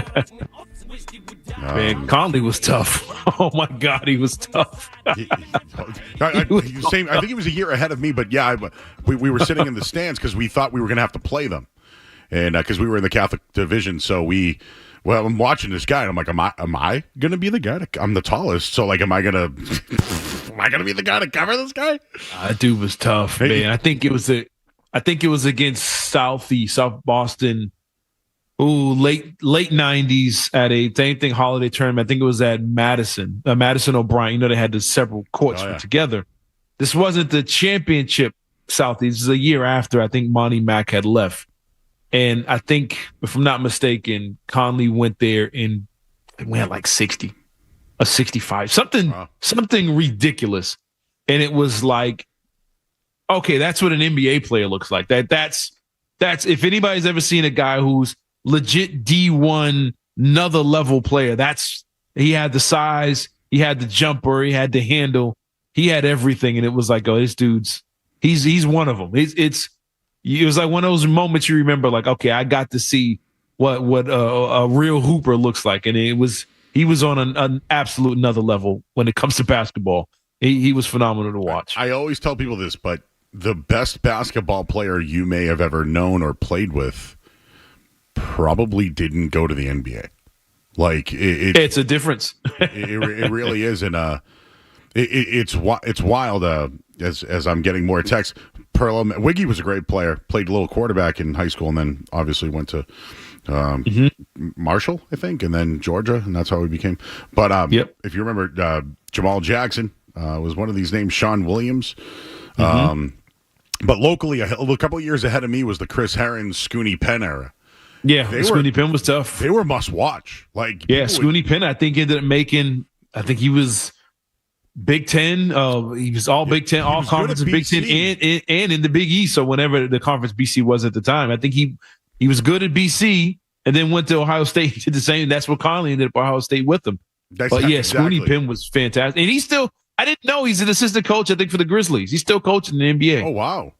I didn't know that. I seen his face. I'm like, wait a minute. He's an assistant coach still in the league? Yeah, I think Scooney Penn's an assistant coach for the Grizzlies, if I'm not mistaken. Oh, it's funny. The kid on my high school team was Stevie Haley. He played basketball at Boston College. He was the point guard there, I think, with Jared Dudley, if I can remember. Those teams were good. Like that's when you would watch, like when BC actually, I don't know, when local basketball here, you could actually have something to watch.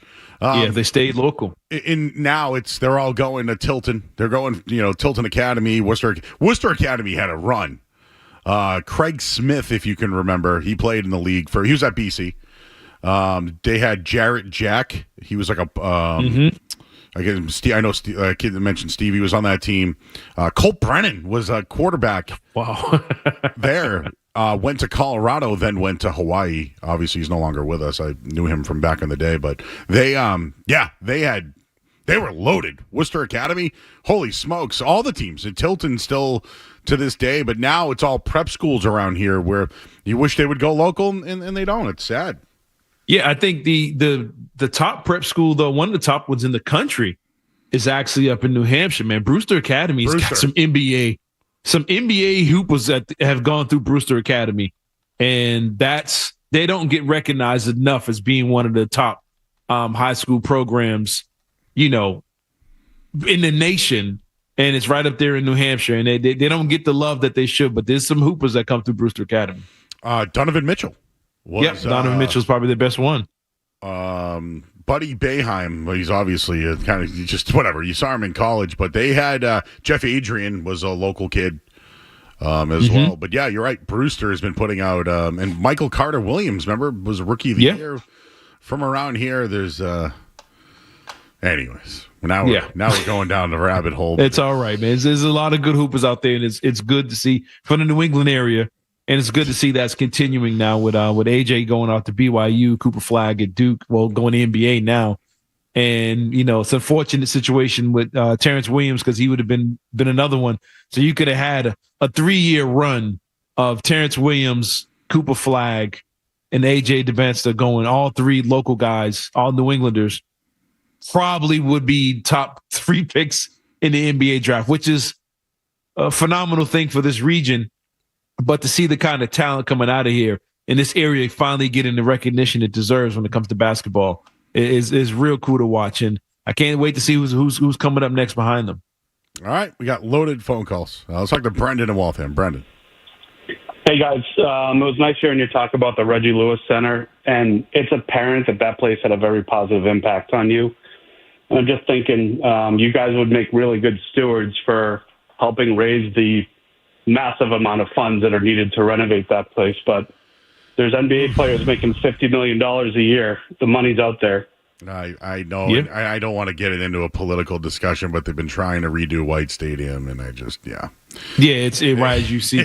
What ends up happening is with the renovations come, okay, we're going to redo these places, but can we have it now? Like it's, you know what I'm saying? It's like we're going to redo. It's like what I want to see Reggie Lewis come back. I want to see White Stadium look like a phenomenal place. So it'd be a great place to watch football with location of soccer, whatever it's going to be, whatever they're going to do there.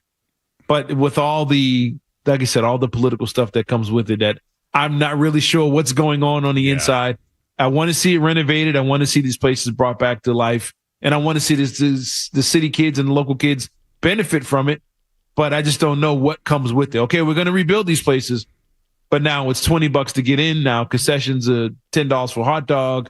What happens to these places once they get, these, unless the locals raise enough money to where they can do it without big business coming in and kind of doing their thing. It's a game that I have no interest in. I got no part of it. If I hit the Powerball, I got it. Trust me. I hit Powerball, Reggie, White Stadium, I got you. Don't even worry about it. Battle Stadium. That's it. I just want my name up there. That's all. You can do whatever you want in there. Adam's in Gloucester. What's up, Adam? Hey, Steve Bucknell, Governor Dummer, back in 1985, 86, playing against Patrick Ewing, Cambridge R&L. Mm-hmm. You know what? This Patrick Ewing thing, I got another one here. David's in Abington. David. Yeah, I'm trying to get the years right because when I went to Boston Latin, I was probably a junior or sophomore. We had a kid named Paul Little who could play ball, and we were playing this team, Cambridge R&L, at the old Boston Garden. And we were doing a pretty good job until about 4 or 5 minutes left in the game, and this kid named Patrick Ewing, all of a sudden in the last final 5 or 6 minutes, did things I'd never seen before. And you talk about looking at someone and seeing greatness. And then 4 years at Georgetown, it was just amazing. But I'll never forget that game. Victory stolen out of defeat. Yeah. I don't consider him from Boston. Cambridge. I don't. I think he just ended up in Cambridge, Massachusetts. He's not from here. And it's funny because they show him at the game like, oh, he's from Boston. No. He moved there. He moved to Cambridge. That's right. And the other thing is, to me, the greatest athlete, the best local talent to me is, I know people don't like, it was Dana Barros. He went to Xaverian High School, went to Boston College, and played in the NBA, played in an all-star game. I don't know a lot of other guys that had a career where they were all-stars and played locally and did it that way. Didn't go to prep school, didn't do it all that. So that's why I put Dana Barros as the best. Yeah, he might be. I mean, for all the sports, he might be number one guy up there. Like you said, Patrick Ewing moved there. He was born somewhere else. And I think he was born in Jamaica and moved to Cambridge. And there was another guy on this team that no one talks about who made the NBA also. The point guard of the Cambridge Regional Latin team was Ramil Robinson. Oh, that's right. Ramil Robinson played for the Hawks, I think, in the 90s. They had two guys on that, and I think Ramil was the point guard. I got to look this up. I could be way off. I think he was the point guard at Michigan when Glenn Rice and all those guys were there, when they were a good program as well. So, Cambridge had two NBA players on that team, which is pretty phenomenal. Point guard in the center, you're going to dominate back then. But, yeah, for somebody who's born and raised, I want to say Dana Barros might be near the top. I think it's Howie Long. Was he born in Charlestown? Doug Flutie probably would be Natick High School to Boston College. Doug Flutie, BC. Did he win the Heisman? Yeah, won the Heisman. Won the Heisman. but I don't think he wasn't Pro Bowl level good. Like Danny Barrows was an all-star. I'm sure there's a bunch of hockey guys, but yeah, it's probably endless. Yeah. And some more football guys. Ron Stone. Yeah. Ron Stone was the right tackle, I think, for the Cowboys and Niners. Went to West Roxbury High. He won a couple Super Bowls. I think he made the Pro Bowl too. Tom Glavine won a couple of championships. You know. Oh yeah, Tom Glavine. Yeah, pretty good too. There's a lot of guys. If you really go down the rabbit hole, there's some talent up here that doesn't get the recognition it deserves. And of course, Hyde Park's own Ted Donato, absolutely. Now the coach, I believe, at Harvard, if I can recall, just shouting out the town. All right, we're late, but it's all good. It's good. You know what? It's Sunday. We're just hanging out, Cerrone. Jeff Williams is curating songs. And we're all just hanging out on a Sunday. Celtics talk. I've been teasing the Red Sox. I don't know. We'll get to it at some point, I'm sure. The phone lines are loaded. People want to talk about BC basketball, the Celtics, wrestling from last night, which I didn't watch, Brewster Academy. They're all on the line, and we'll get to you guys next here on the Sports Hub. Don't go anywhere. There's more Joe Murray. On the way on 98.5 The Sports Hub.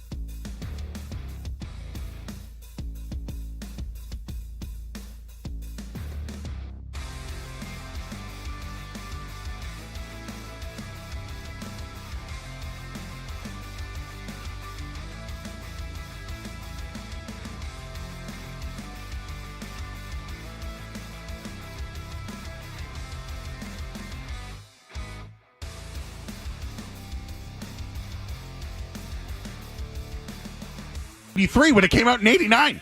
How does that happen? 5 years later, it's like the song becomes great. But it was a hit. I'm sure you remember 1993. You go to a Bruins game or a wrestling event, you're hearing Danzig Mother.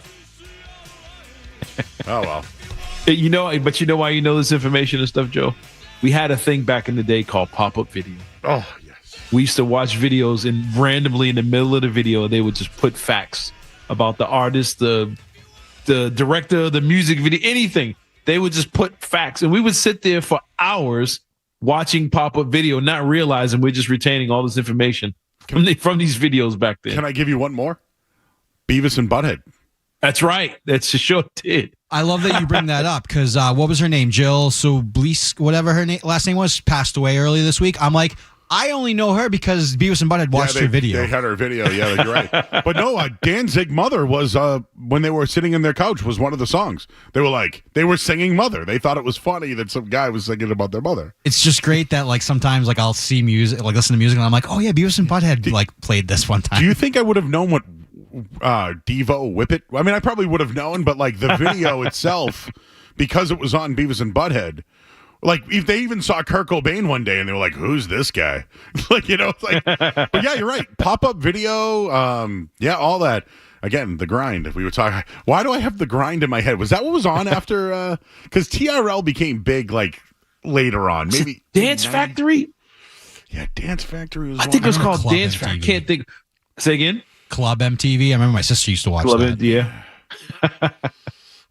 Yeah, but everything became TRL. Yeah. But it's funny. I tell kids this growing up.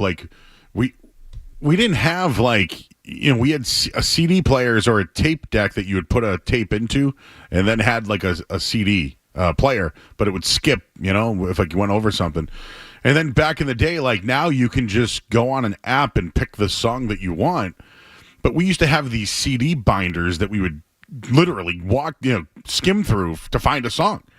And then the other thing is, when you wanted to see your friends and where they were, what did you do? You rode your bike to the park, right? Yeah, you had to go find them. How the heck you can now? You can just text them. Hey, what are you up to tonight? 4B was Spice. Well, we weren't supposed to be watching that stuff, right? But if you changed your channel TV to 2, sometimes you could hear the audio, Cerrone. Okay, let's take some calls. Okay. Oh boy, I'm sure a lot of people know what I'm talking about. Steve's in Miami. Yeah. Steve. Hey, Steve, you there? We lose him? Sorry, but call back. Well, let's talk to JP in North Providence. JP. Joe Cerrone.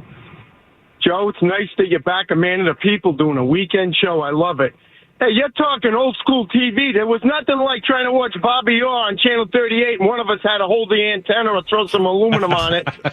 Saturday morning show, the best lineup, wrestling, WWF, and then Bay Area Bombers roller derby, and then candlepins for cash in the afternoon with the wide world of sports. It was a great lineup on a Saturday. Joe, you're talking Mother's Day.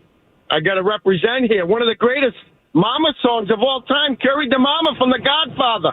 Was there a stronger woman than that woman, what she went through? Great theme song. Joe, I got to thank you for Becky's. Went there for breakfast the other morning. How was it? Oh, fantastic, except for the friggin' pouring rain. But you didn't warn me about Bubba Selkies that we went to. Oh, boy. I don't know what I don't that know is. if you... that was on the bad side of Portland. I didn't know they had one, but the driver from the hotel kept warning us.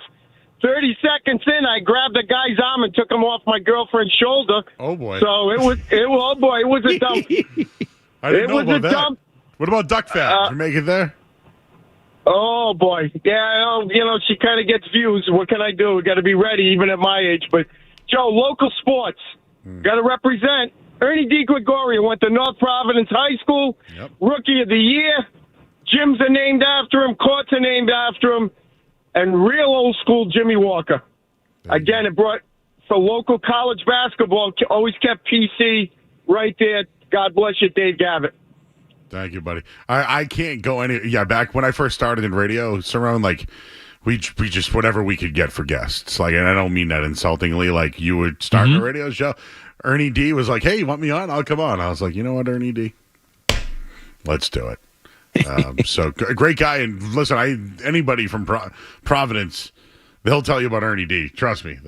You go to Brockton, they're going to tell you about Rocky Marciano. Let me tell you. Rocky Marciano, yeah, and Marvin Hagler. Ooh, man. Marvelous. He's a great story. Unbelievable story about that guy. John is in the car. Hey, John. Hey, guys. Good local college and high school basketball talk this morning. But I don't know if you remember, there used to be a cable box where the dial was in the middle. Oh, yeah. Excuse me. And if you took an index card, folded the card in half, insert it into the cable box, and play around with it, you could unscramble the Playboy channel, HBO, get all the good stuff for free. In fact, I remember one New Year's Eve when my parents would go out with the same couple for New Year's Eve dinner, they'd come back to my place, and my dad's friend, he was all excited because he knew we had Playboy for free. Have a good day. All right. We called them the black boxes back in the day. Yep. But you know what? You used to be able to get the WGN. I think the Chicago channel. I used to watch. Used Cubs to be able to watch the games Cubs during and Cubs and White Sox, and used to get channel 11, which was New York, and you could get. I think it was the Mets. You got, it wasn't the Yankees.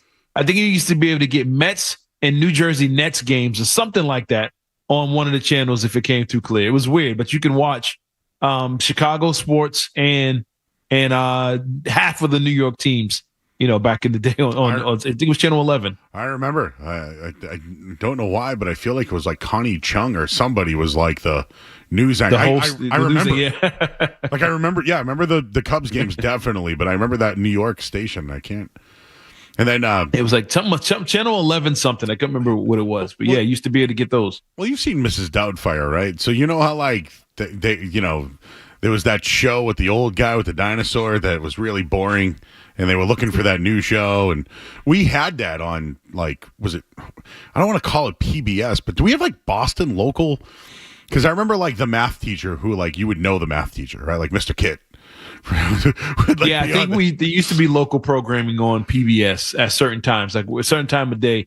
You got whatever city you was in, you got that local programming. I remember a lot of stuff was filmed at the Children's Museum in Boston. It was like, oh, I know that's local stuff. They showed the Common and Public Garden, and there'd be science shows and stuff like that. But you're right, it was like a block of local shows and stuff that used to come on PBS. They'd play high school games too, like football games. You'd get a couple of basketball, and then everything was educational because I used to watch a lot of Where in the World is Carmen Sandiego.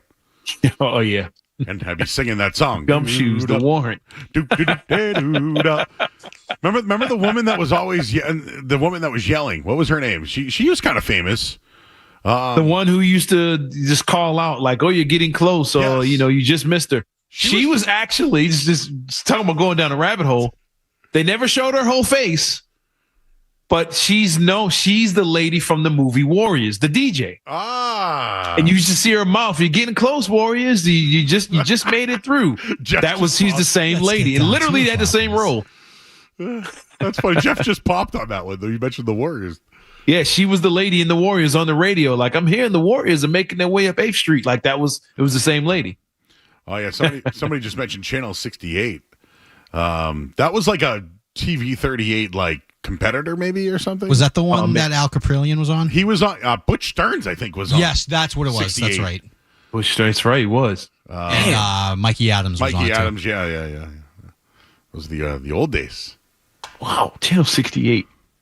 Man, you used to go in your mom's room. She'd be watching 68. You knew it was time to go to bed. Like, oh, she's watching the Munsters. Let's go. Like, that's everything was in black and white back then on that channel. I used to watch the Nick at Night too. I think I watched Welcome Back. 68 was like the original Nick at Night. That was that's right. They Bewitched. Bewitched, and I'm trying to. Oh, you know what? No, it always got me. You know what I hated? I was never a MASH fan. Never. When I heard that song, we played it. It's funny you said it. We played the theme song yesterday for the kid who was in the house playing it, and it was like, yo, that was so boring. Waking up in the morning, like if you fell asleep at night and you woke up and you'd hear MASH in the middle of the night, you're like, get it off.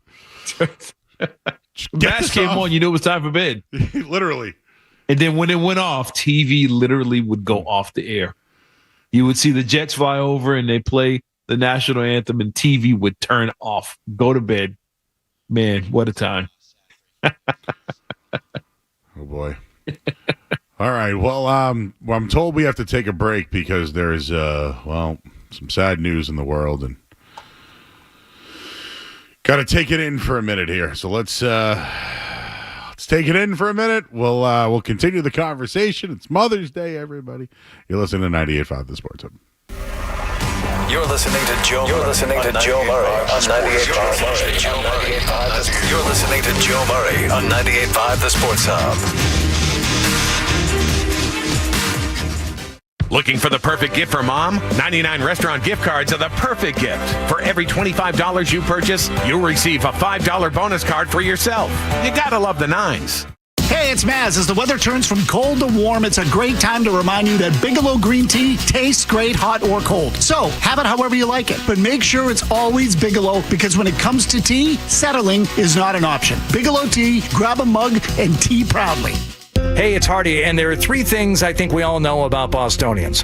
We don't like getting ripped off, don't like garbage workmanship, or shady contractors. That's why Bostonians want Beantown Home Improvements. Jim and his crew are so easy to work with, and they are absolute perfectionists. They'll explain everything in detail so that you understand the process, and you'll get a fair price. Call 44 Beantown or hit BeantownHI.com. 44 Beantown or BeantownHI.com. It's spring, now's the time, and Beantown Home Improvements is how you do it. Some vehicles are simply made. Cadillac vehicles are made to be iconic, and whether that's being made to be vibrant in an all-electric Lyric, made to be epic in a luxurious Escalade, or made to be thrilling with the dynamic performance of CT4 and CT5, Cadillac is always made to be bold. This is Cedric Maxwell, and I can tell you that icons aren't just born, they're made. Visit your New England Cadillac dealer, the exclusive luxury vehicle of the 18-time world champion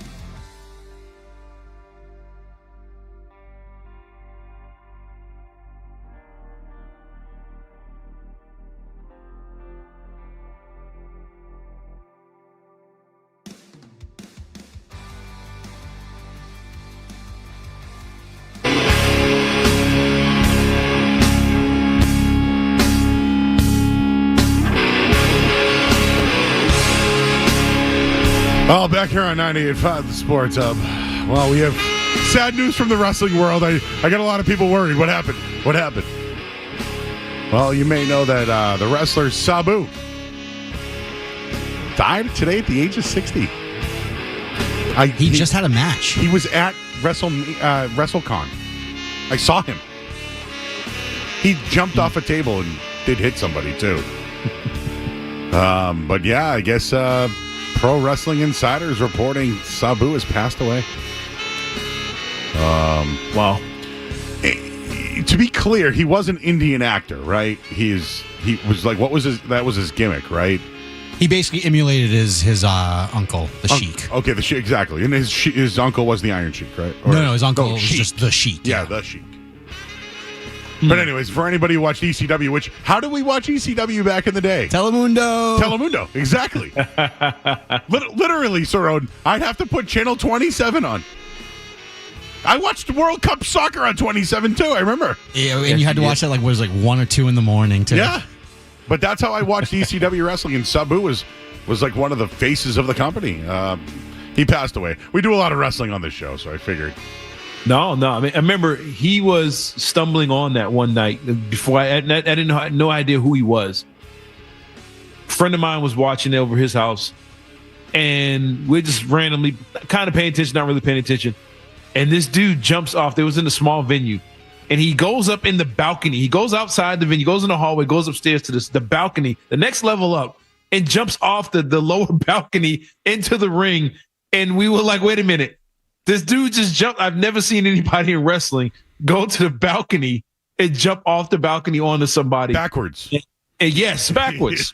Yes. And then it was like, okay, what did we just watch? There's no way, man. It's like, I think he's dead. Did you see the way we were literally debating, was somebody going to die watching that? And that was, the beginning of, the ECW and how it took off the way it did. And that whole style of wrestling changed, I think, because of him. Oh, yeah.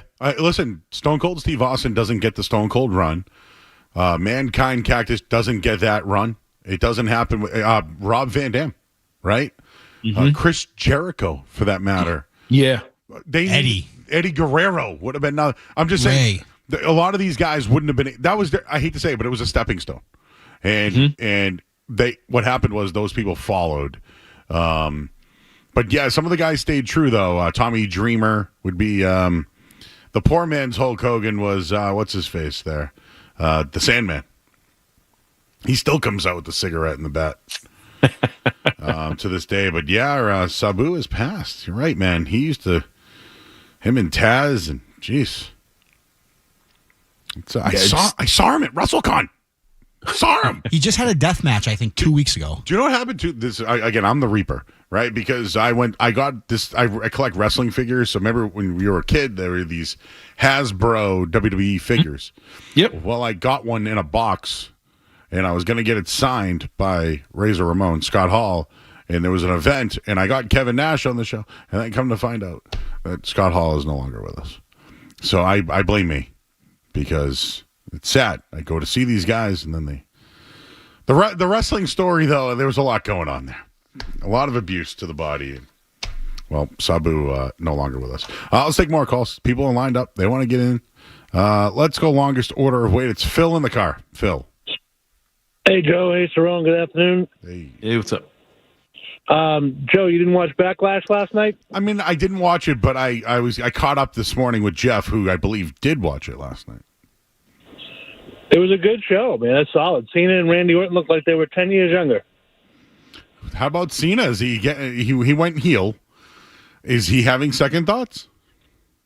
No, he's not, because he put R-Truth through a table during the press conference last night. R-Truth. He's a rapper. Do you know that? Is he really a rapper though? No, Jeff, does he gonna have an album? I don't know if he has more of a an album, rapper, but he's definitely good. John Cena or R-Truth? Who's more of a rapper? Well, that's a good I mean, Cena's got an album. Cena won. That counts. Cena won a platinum record, I think. Do you know who wrote a lot of Cena's music or song lyrics? Our very good friend Esoteric, I believe, from Beverly, Mass, who comes on the station very often. Him and you'll know who they are. my God, who am I thinking of? Sean Silver did the song on it. What was it? Inspect the Deck. And who's the guy from New York? Why am I losing my mind? Who Esoteric works with? I'll have to pull it up now. But he had an album recently and did rapper. Oh my God, why am I forgetting his name? Anyways, I'll get to good. it. It's all 7L. good. 7L was part in Czarface. Wow, R-Truth does have a pretty lengthy recording history. Wow. What a cool name, Ron Killings, huh? That's why he goes by R-Truth. Let's talk to RJ in Cape Cod. What's up, RJ? Hey, guys, and happy Mother's Day to all the beautiful mothers out there. Joe, I wish you queued me up after the Brockton comments because born and raised in Brockton, 23 years. There's more than just Rocky Marciano, but it's a damn shame now the city used to be a lot of winners and not anymore. Wait, so you're only 23 years old? No. I lived in Brockton for 23 years. I'm 32 years old. Oh no, I was going to say. I mean, I only brought. So listen, I'm my comment about Rocky Marciano. I did a station event at the Dunkin' Donuts in Brockton, and do you know how many people came up to me to tell me Rocky Marciano stories? You know, not about like the other guys. I know a lot about Brockton. Trust me, I've been up there many times in my life. Great bar pizza. Good. Great bar pizza, Cape Cod Cafe, and if you've never had it, which I'm sure you probably have, Italian Kitchen too. Yep. But real quick, I love the comments about BC basketball back in the day. That brought up some great memories. I'm a huge college sports fan. It's a damn shame we don't have it out here. My cousin played at Boston College. He got drafted by the Chicago Bears in 2002 in the first round. And sports back then, man, were just awesome. And that basketball team that lost to Villanova, I was a little kid then. I was crying in the Sweet 16. I don't know if you guys remember that. But what's the whole thing? Why is BC sports falling off? Is it guys from around here aren't going there? Is it what is it? What do you think? Well, who's your cousin? Mark Colombo. Oh my God, I played. Yeah, he's the coach now at Raynham, right? Or Bridgewater Raynham? No, so he's actually the O-line coach for the Battlehawks. Wow. Okay. He coached for the Cowboys for a little bit. Yeah, Mark Colombo's a beast. No, he had a great career. He got hurt his rookie year, but first round pick by the Bears, got hurt. Ended up signing on with Parcells, and he ended up having a great career. But he was the first person to ever come back with an ACL and nerve damage. Back then, people didn't come back from that. He did. Had a pretty good career. Yeah, you know, he graduated a couple of years ahead of me, but he was a monster. I remember him, 6'8", right, 320. Played at Bridgewater Raynham, and then went to BC. Was a star. Wow, shout out to him. What do I think it is? I think I think going from the Big East to the ACC was a money grab at the time. They thought it was going to help their basketball program. It really didn't. It actually hurt their basketball program. It might have improved the football team a little bit. Mm-hmm. But I think the biggest issue for Boston College is that they don't look the other way, and the standards are too high. And I think when it comes to sports these days, can you get into the school or can't you? And I don't think people want to go to a school with restrictions. And just to add to UMass, I don't think people want to go to school at UMass when UConn's doing things only 35 minutes away. Yeah.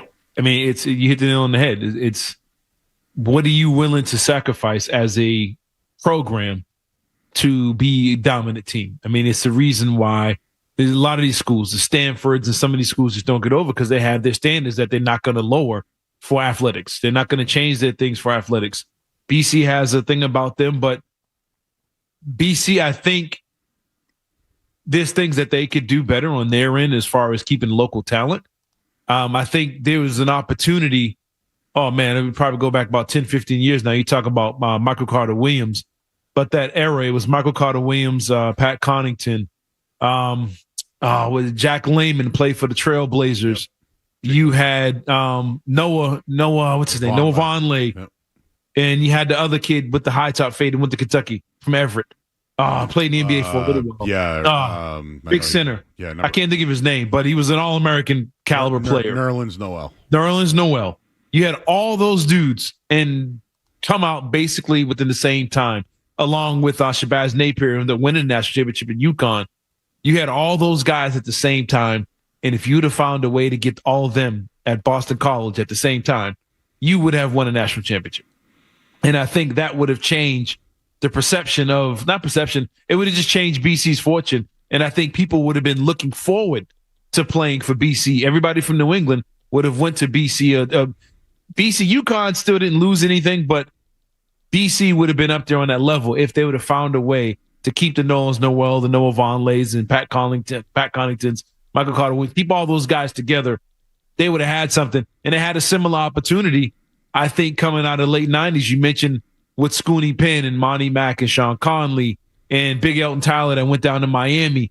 They had a lot of guys here at the time. If you would have meshed them with that early, late 90s, early 2000s BC team that they did have, the Troy Bell, all those guys that were there, you would have had another team that would have competed far before a national championship. But they just, just figuring out a way to keep the local talent. Now you got another hurdle, which is the NIL thing. You got to pay the guys now the big money in order to keep them. And I think BC football is on the right track. They're going to make their money. They're going to be able to pay. They can request more. But BC basketball, I think, has a long way to go when it comes to the NIL and being attractive to more than just and keeping the local kids around. If they would have got AJ or somebody like that to stay at BC, that would have been huge. But BYU won out, and the kid's going all the way out to Utah. Elton Tyler one-step dunked on me in BNBL once. And then I go, big dude, he dunked on everybody. And I go, where are you going to school again? Going to Miami. Thank you. Massive. I went up against this other dude. He was like almost 7 feet. But I played against this other dude named Keith Butler at North Cambridge. And, dude, he was 6'10", but had like a jumper. And he swatted me into the stands. And everyone went, ooh. And I went, ooh, back to the fans like you wouldn't have got swatted too. Yeah, it's only the largest human being in the city right now is playing in front of you. Don't worry. No worries. Chirping me. Elton Tyler, he blocked everybody's shot off. Baller, man. Oh, my God. He was so good. He was like very good at Miami, too. Another thing, too, is we've talked about this before, but star power when it comes to coaching. This is no offense to Earl Grant.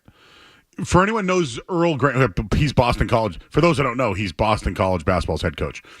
This guy was been a top assistant at like Winthrop, Wichita State, Clemson. He brought Charleston to the tournament. Like he was a great coach, and BC grabbed him. He's one of these risers, but none of us know who he is. We know him if you watch, college basketball or know the tournament or these young coaches. But for the most part, he's been an over 500 coach in the league. He's been to the tournament. But, does he know the area? And he doesn't. And it's no offense to him. He's a good rising coach. He doesn't know the area. But you look at what UMass just did. They brought in Frank Martin. Well, Frank Martin's a legend, right? Look at all the guys he's coached over the years. Great personality. Knows Joe Mazzulla. We had him on to tell us some good Joe Mazzulla stories. But that guy knows how to recruit. That guy knows how to coach. And he's a big-time name that's played at Big 12, you name him. So I do feel like, and you just talked about Bill O'Brien at BC, that's a big name, right? I still think that the names hold true, and that's why we'll see what happens with UConn if Dan Hurley can get him back up. But he's a big name now, right? He could have left to go to the Lakers, stayed at UConn. Yeah. So I just think that sometimes having that big name coach can really help the program. It does work. I mean, look at BC football. They turn around because everybody knows the head coach of BC football. Belichick going to UNC was the part of it is the name. It's the name is selling everything. And the only thing I would say I would like to see Boston College do, anybody who's listening from BC, any of the higher ups. One thing I think that I've learned from being in the South where college sports is real dominant is they flood the area with college apparel and college things. You can't go to the grocery store without seeing an NC State, a UNC, or Duke stuff at the register.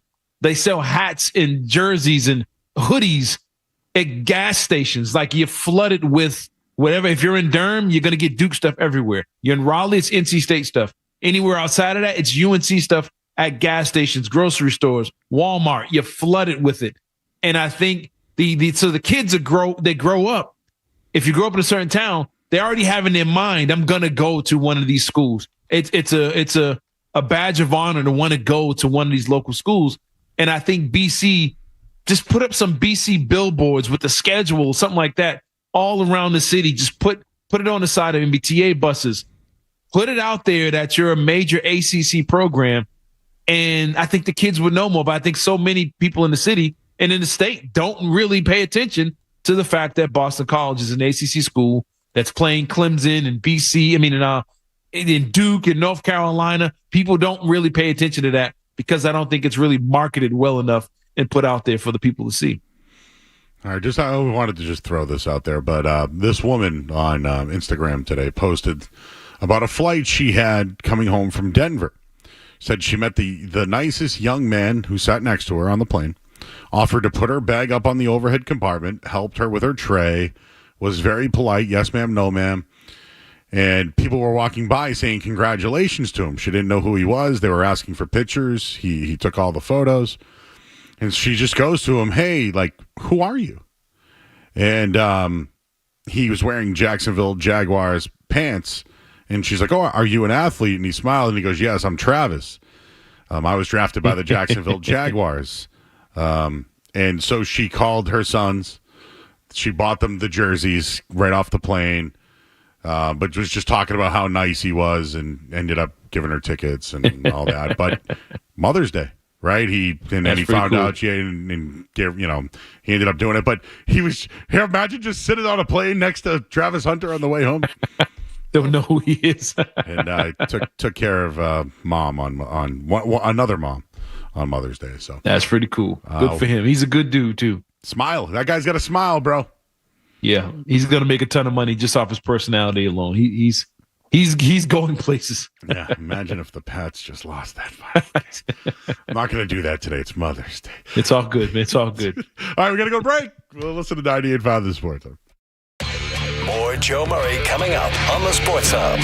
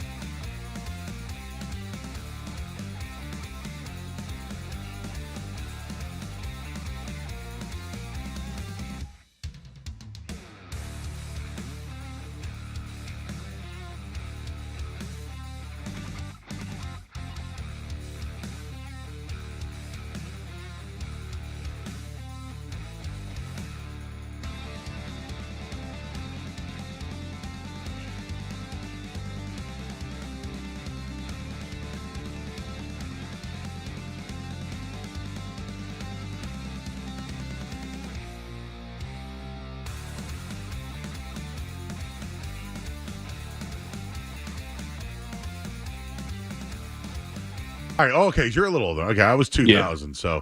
So you got, well, yeah, because we were talking about these the other night, but, was loving basketball was after your era? Oh, probably right in that era. About that time, yeah, somewhere around there. Because I was like a 10 Things I Hate About You, if you saw that, or what else? I Can't Hardly Wait was like one of those.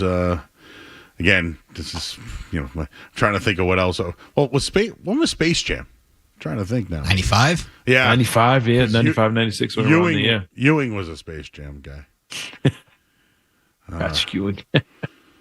Yeah, they keep rolling them guys out. The Knicks. It's hilarious that the Knicks keep putting them guys out there sitting around courtside. You would swear they won 5 championships in the 90s. The way they keep parading them out there, it's like, man, who's the bad looking man? It's like, man, all them ex-players are the bad looking Madison Square Garden. Get them losers out of there. But no, they ain't win a thing, and they're still showing every game. They got to show. They zoom in on Patrick Ewing. Patrick Ewing's at the game. He's a season ticket holder. He's at every game. Why do y'all keep showing Patrick Ewing at every clip of Celtics and Knicks is Patrick Ewing. What's the guy's name? John Stark sitting under the hoop, clapping, yelling at the refs. Like, dude, he was a role player back then. And they treat him like he won a bunch of championships, was Jordan's equal in New York, the great equalizer.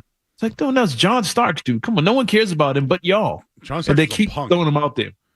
He was a punk, wasn't he? Yeah, he was. Tripping dudes. He was a nasty. He was like Draymond Green, except he was smaller. Oh, Draymond Green last night, for those who didn't see it. Well, when he's has to be a good boy, he can't score or play. But late in the game, the line was 5.5. And he was making it known to his teammates what the betting line was late in the game. I was reading his lips. I saw it. So don't tell me. So don't tell me they don't know what the betting lines are. Oh, yeah, dude. He was, I can even send you the clip if you'd like. But, yeah, I saw it. I didn't see that. Jennifer Coolidge from Norwell, Massachusetts. Wow. Who would have known? 1998.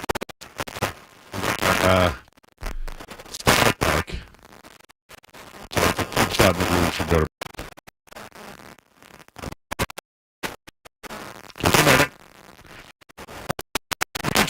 The night. No. Just got to get that in. You got the back of the TV with the vertical hold button. You turn it in a little bit. Exactly. Of course. How about? All right. Should we go? Just take a deep breath. Here we go. We're back, everybody. 1998 movies. Half Baked. He Got Game. That was a good one. That'd have been good. That's a good one today if it came out. I just like when he's in the bed. Big State. Educational purposes, right? Again, that was for educational purposes. But you know what, though? Think of the storyline of that. Oh, that'd be a great movie today. If you include the NIL and all that stuff and trying to sway guys. Remember Rick Fox was at the other school? That's right. Taking them around. Oh, yeah. Yeah. Oh, man, today that'd be a great movie today. It'd make an easy $200 million. The storyline would be a man named Jesus is the best basketball player in New York, right? His father is in jail. In order to get his father out of jail, you're going to try to let him go, reunite with his son, and then try to make him go to this school. Yeah, right. You get him to father out of prison to get the kid to go to Big State. Not to mention he's got a girlfriend. He's got a young daughter that he watches. His mother's no longer around. He's got his uncles helping him out. His best friends and all that are a great team. Like, what was it? Walter McCarty was one of them. Right. A bunch of NBA dudes, his teammates in high school. Was it, what was his name, though? John Wallace. Remember him? Yep. Played at Syracuse. Oh. The movie hit. Jim Brown was in it. Yeah, he was one of the cops, if you remember. Yep. No, that movie was good. That was 98. Good. 98 had some good. I think The Water Boy came out in 98. Godzilla. Oh, Godzilla was out in 98. Godzilla. Jeez. I was trying to think of the movies during if Cerrone. I think Truman Show came out in 98. Was it? Another one that would be big today. We thought that was a wild concept back then. That's basically what the world is now. It's the Truman Show. Basketball from the chat. Basketballs was out then too. Yeah, I'm looking at some of these movies from Half Baked. Still one of my favorite. Do you think they could ever redo that? Gotta talk to Samson. I think I need a Bacchiotomy. He had sex with my mama. I knew you were going to say that. How did I know that? I love horses. Okay. Yep. This is what happens on a Sunday, Cerrone. You start thinking of it's all good. 1998. You just... It's all good, man. It's been fun. Making me feel old, though. It's making me feel old. No, listen, we're almost the same age. We're 2 years apart. Jeff is almost the same age as I think I am as well. So it's all the same. We all grew up the same way. Yeah. All just into the same things, watch the same stuff. Yeah, it was funny. Somebody asked me about the Rockets, New York Knicks in the finals, and the first thing that popped in my head was O.J. Simpson. Literally, right? It's all that mattered. Not finals. Not Patrick Ewing blowing a bunny at the buzzer. Nope, not that. No, not John Stocks going 0 for 12 from 3 or something like that. Nope. I believe O.J. Simpson. Was that Sam? What was that? Robert Horry? Was that year? Yeah, Sam Cassell. All those guys were on that team. Yeah. What a team. Robert Horry, how many championships he win? 7? 6 or 7. He won't go to the Hall of Fame, but you think about like a career, man, that guy had the best non-Hall of Fame career. Yeah, I seen the thing recently. He's I think it's 7 championships and $60 million in career earnings. Like, would you take that as an NBA player? It's like, absolutely, you would. All day long. All right, we get the final hour of the show. This hour of the sports is brought to you by Valvoline and Oil Change. Enjoy quick and convenient vehicle maintenance this month. Visit NewEnglandOilChange.com for 50% off an extra oil change at Valvoline and Oil Change, the official oil change of busy people. Final hour with Cerrone Battle. I'm Joe Murray, 98.5 The Sports Hub. Don't go anywhere. There's more Joe Murray. On the way on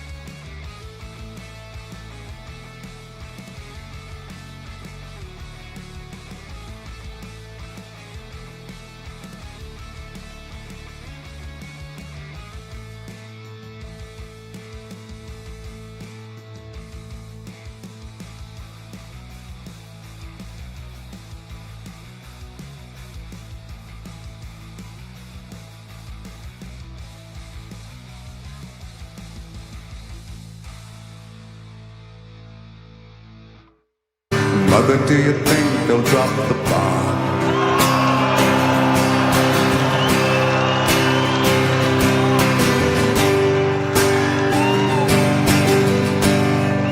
Ooh, Jeff going with the Pearl Jam version, Mother, do you think they'll like this song? Back here on 98.5 The Sports. It's Mother's Day Cerrone Battles here. I'm Joe Murray. Jeff Williams with the music. This would be a Pink Floyd song. Mother, do you think they'll drop covered by Eddie Vedder and Pearl Jam? Yes, Pearl Jam as a band. Yep. In Oslo on July 9th. I like this version because, of course, I'm a Pearl Jam fan, but this is also dedicated to my mother for Mother's Day. They do this on her birthday, so. Wait, when's your wait. July 9th. Oh, July 9th. This is when the recording was. Did you have a song? Like when you danced with your mom? Did you get married? No, I didn't get married. Okay, I know you have a cat. Sorry, I assumed. Would this be the song? No, I actually have that song ready to go too, so we'll be playing that later. Sorry, Jeff. Whoops. Hey, we're back here on 98.5 The Sports Hub. How is everybody? It's Mother's Day. All right, Cerrone, let's get into this one. So first, I wanted to just get into some real Red Sox stuff. Garrett Crochet has been the ace of the staff, although he's had a few hiccups. For the most part, in 9 starts with the Red Sox, he has 56 innings. His ERA is 1.93. He has 65 strikeouts. I'd call that an ace in his 56 innings. So it's 9 starts. However you want to look at the, how you want to look at the, the innings. It's almost 6 innings to start. But that ERA of 1.93 with the strikeouts, they traded up one of their big, talents in Teal and some other guys. So I just look at it as I think they have their ace through the first 40 games of the year in the first 9 starts. Yeah, I think if someone would have told you that he'd have ERA of 1.93 at this point in the season, you would absolutely take it. You would call him an ace. And look, I don't think the concerns and issues around this team, he's the least of your worries right now. And look, I think you came away with an ace out of the situation. He was 4-2, whatever his record in those 9 starts. But again, that ERA being that low and being that dominant, and the start he had, I believe it was yesterday, with his final pitch, I think was his fastest, which was crazy. His last strike. Do you know what the number was? No. 98.5. That's see what you did there, Joe. No, it was. It really was 98.5. That's pretty cool. But I mean, that's a good sign when his final pitch is his fastest pitch of the day. So look, you got something here. You got something you got to build on around this, but you got to give them the credit. They got this one right. And I don't think you're going to get too many complaints from Red Sox Nation about him at all. So, as impressive as those numbers are, he became the second pitcher in Red Sox history to have 50 or more strikeouts and a sub-2 ERA in his first 9 starts, joining who? Pedro Martinez. Yeah. Pedro did it in 56 innings as well. So, and Pedro had a 1.93. So, wow, that's good company. This is the first quarter of the season, if you really look at it. I've had this stat where in the first 40 games, if the Red Sox don't have 23 wins, they won't make the playoffs. So right now they were 21-20 after 40 games. So historically, even with the wild card for that matter, if they don't have 23 wins by this time, they're not making the playoffs. So if I was going to be consistent with that, they're not going to make the playoffs based off some of the struggles they had. I'm now looking at it differently. Like, I think they have had somewhat of an easy schedule. Their defense still isn't good.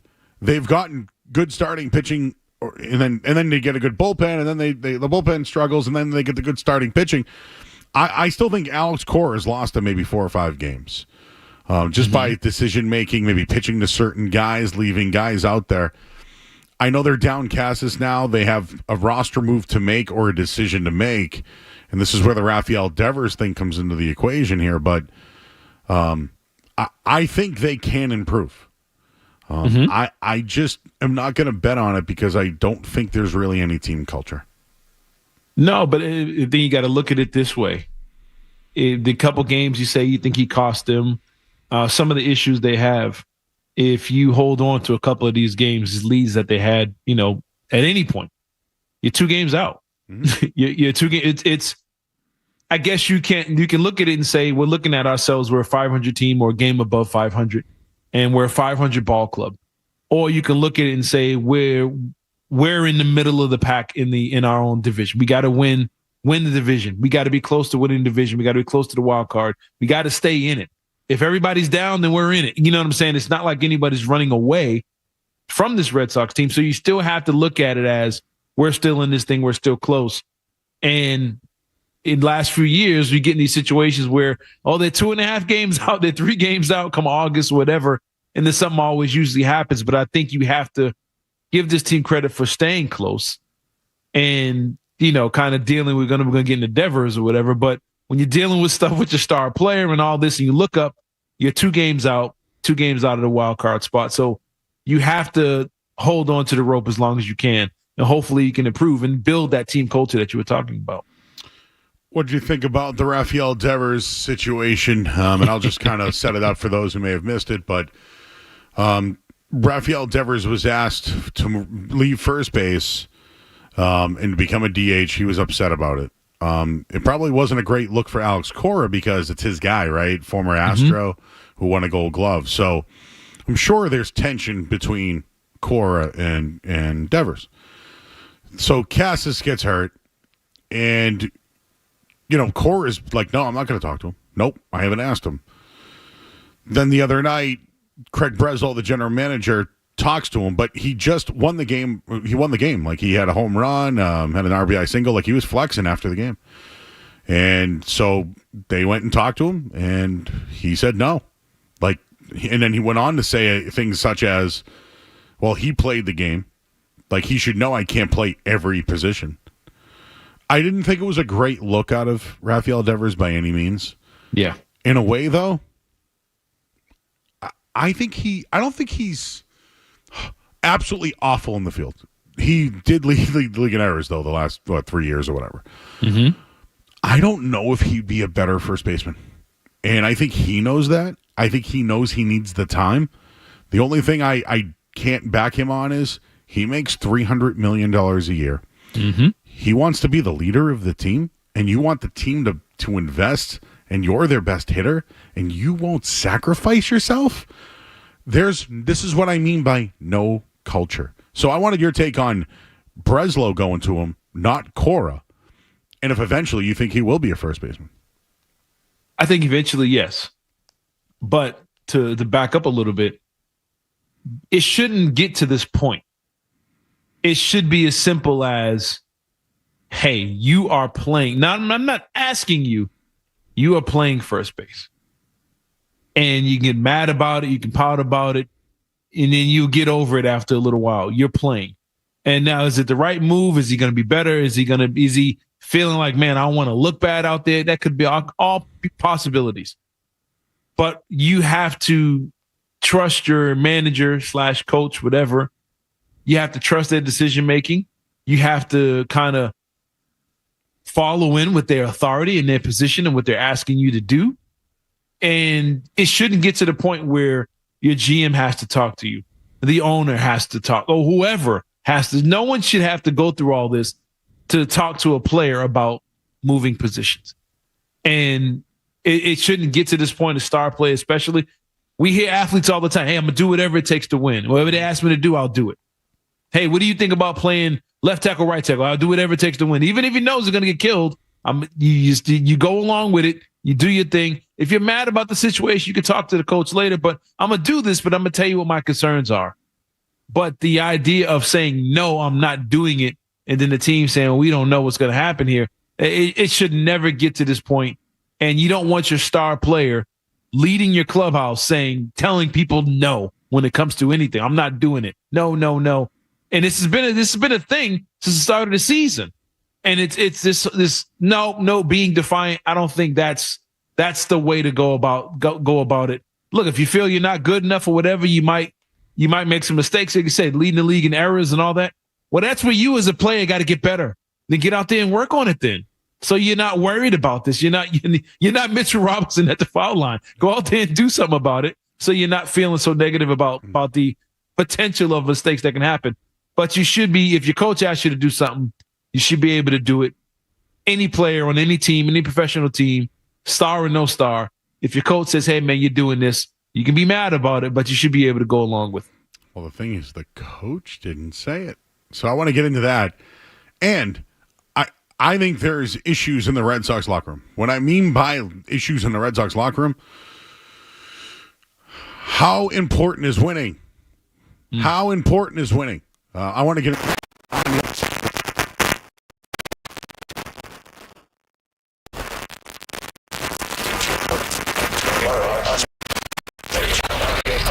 You're listening to Joe 85 The Sports Tom.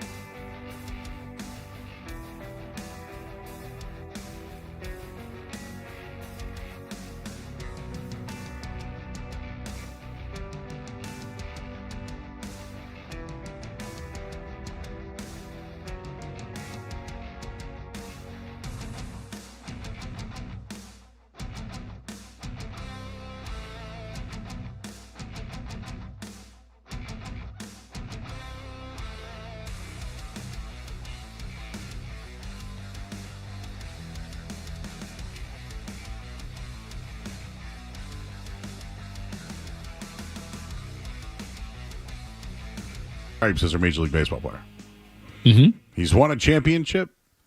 He took money early in a contract when he could have been a free agent. He got his $300 million deal. The team really hasn't invested. They've done 1-year stopgaps with guys. And quite frankly, like, he's always asked for help. He's always asked for help. Now he's got his money. The team hasn't been good. I think that he has had some defensive issues. He had the shoulder issue. He did not get surgery. I don't think he was ready for the start of the season. He struck out how many times in a row? I think he did put up a stink about not playing third base. I think all that's true. So, like, I think this is a guy that really had a chance to be a leader this year, and maybe he still does have that opportunity, but where I would really look at it is on the field.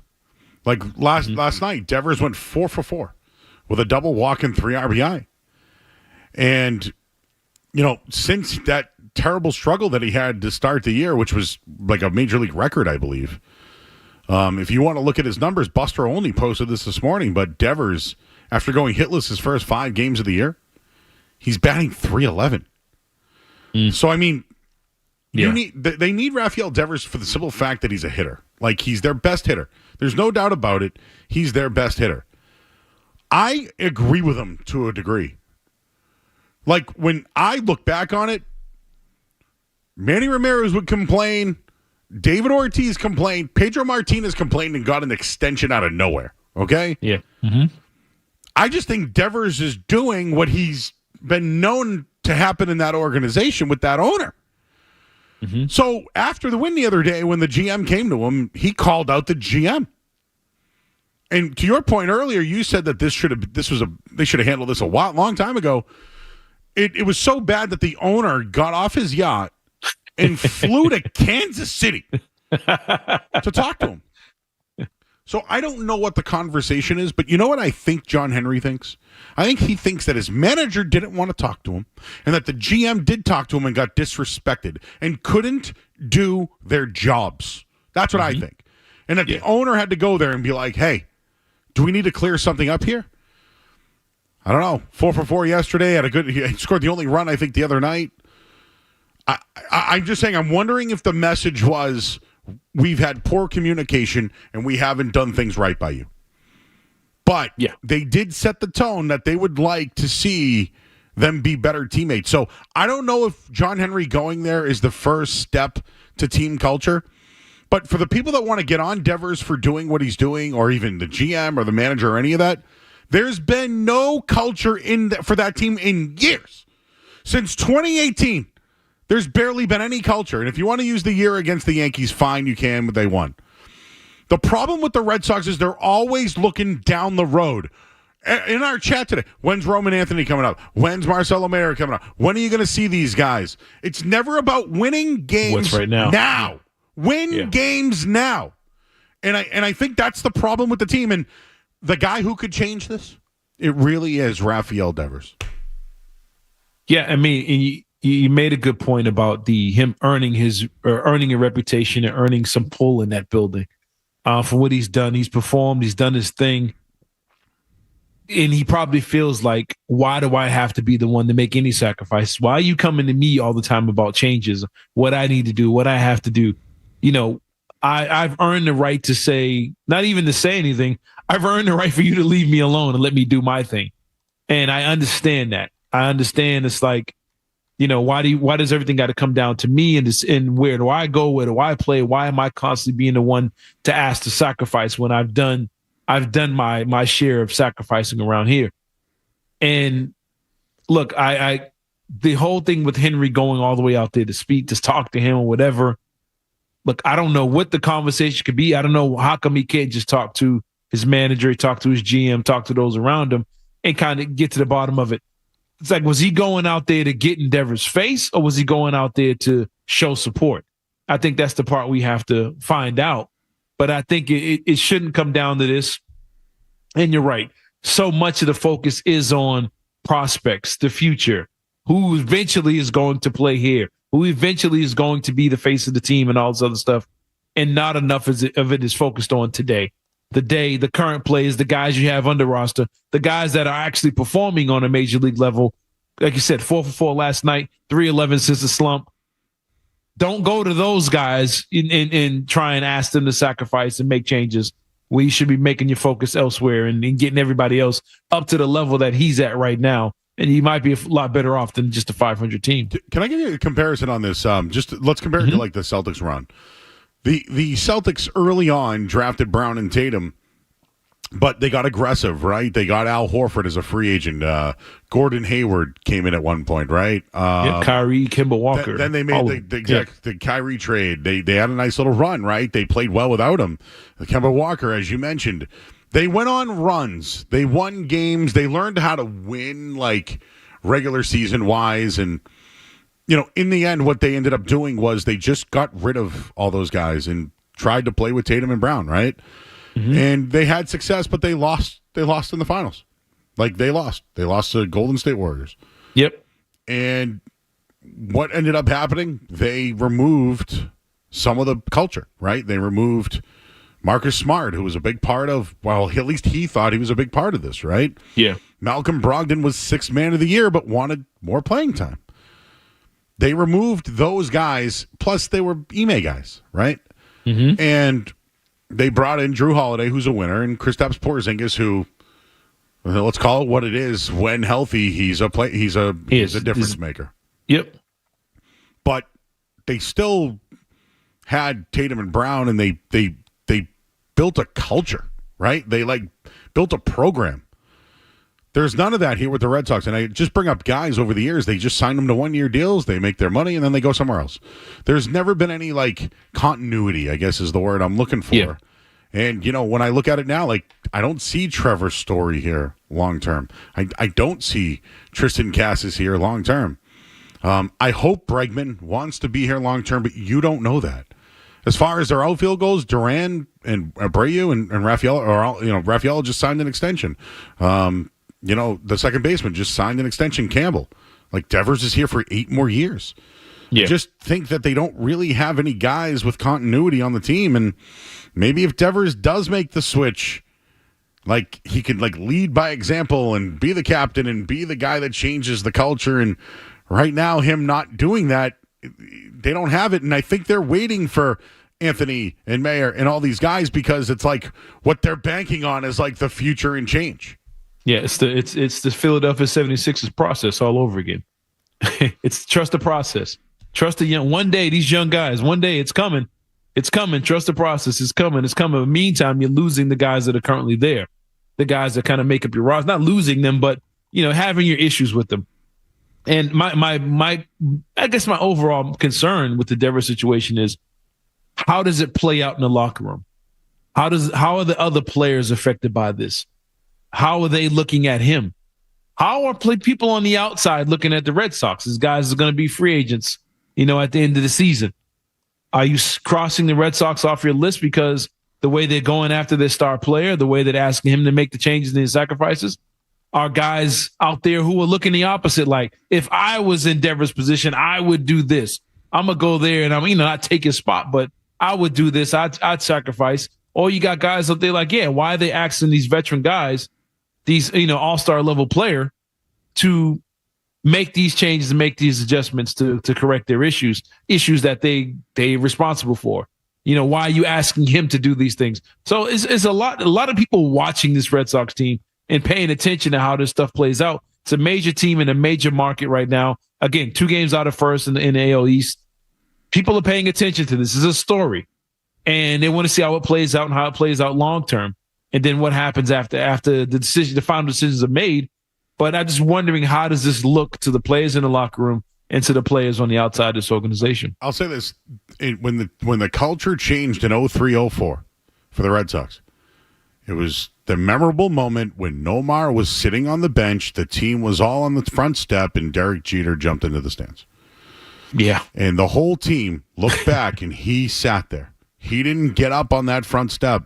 That was a sign. That was they need to go in a different direction. I think Devers, I told you, he went 4 for 4 yesterday. He's been hot. I think this is the time for him to be the captain. I'm not going to use the word captain. Be the main guy. Like, be the leader and show by example. I don't know if he can play first base, and I bet you he doesn't know either. Like, I don't know how he feels. I get it, right? You tell someone to go somewhere, they should do it. Mm-hmm. I back him a little bit. Because he doesn't know. He didn't trust it. He doesn't trust, exactly.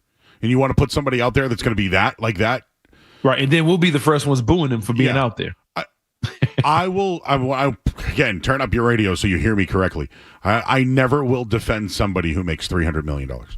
I can't. It's not in my blood. I can't do that.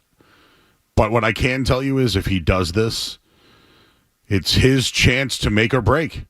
Right now, I think the fans are down on him. And I brought up that Nomar moment because the fans were down and he was out. Mm-hmm. I think Devers has a chance to rise in this situation. Now, we get some calls here. You got another take on that? No, go ahead. Just real quick, could you see a situation where trade deadline rolls around and his name gets thrown out there a little bit? I think teams will come calling because he's a great hitter. Mm-hmm. They'll get 50 cents on the dollar. But I'll say this. If they want to change the culture, where do you start? Yeah. It takes sacrifices in every sport. We see it all the time. But it'll be an interesting storyline to watch with this team come that time of year. You got it. Al is in Dorchester. Al. Hey, how you doing, guys? Hey. Okay, correct me if I'm wrong. When Mookie Betts was Mookie Betts asking for the same money that Rafi Davis got? I don't think Rafi was asking. I think the Red Sox just made him an offer and he took it. The Betts deal, I think, was way lower than what he got. Right, because the thing is if you gave Betts that money, you have somebody who plays out of position. He's played shortstop and second base for the Dodgers in all three outfield positions for them.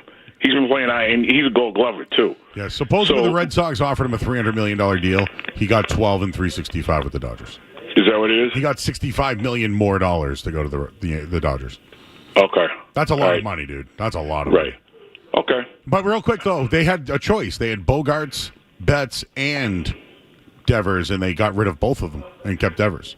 But you're talking about setting culture right there. Yeah, exactly. Because you've already won with him somebody who actually plays out of position. He was a shortstop, I think, when they drafted him and they moved him to the outfield. Bogarts won a championship with the Red Sox in 2013 at third base, won a championship at shortstop at 2018, and is now playing second base for the Padres. Right, exactly. So that shows you where that's their the priorities culture. are. There's the culture and the priority. We could argue that they chose the wrong guy. We could absolutely do that. Thanks, Al. I didn't mean to cut him off. But that's true, right? That's true. Man. These guys played multiple positions. They were asked to move around, and you really didn't hear much debate, not like this, about these guys moving around. And they were successful at doing it. And he's just literally like, nah, I'm not doing it. And it's I think it's a weird thing to hear the no. I think that's where everybody, wait, what? He said no to this? Is he right? He could be right. But it's just weird to hear somebody dig their heels in and stand their ground on a situation like this. But again, this has been it's been like that years ago. My whole life. Do you know how many times I heard David Ortiz complaining about not getting an RBI on a play that he should have got an RBI on? Like, I remember that. I remember him yelling at Francona about it. Like, I remember covering the team one year and Manny took 3 fastballs right down the middle of the plate.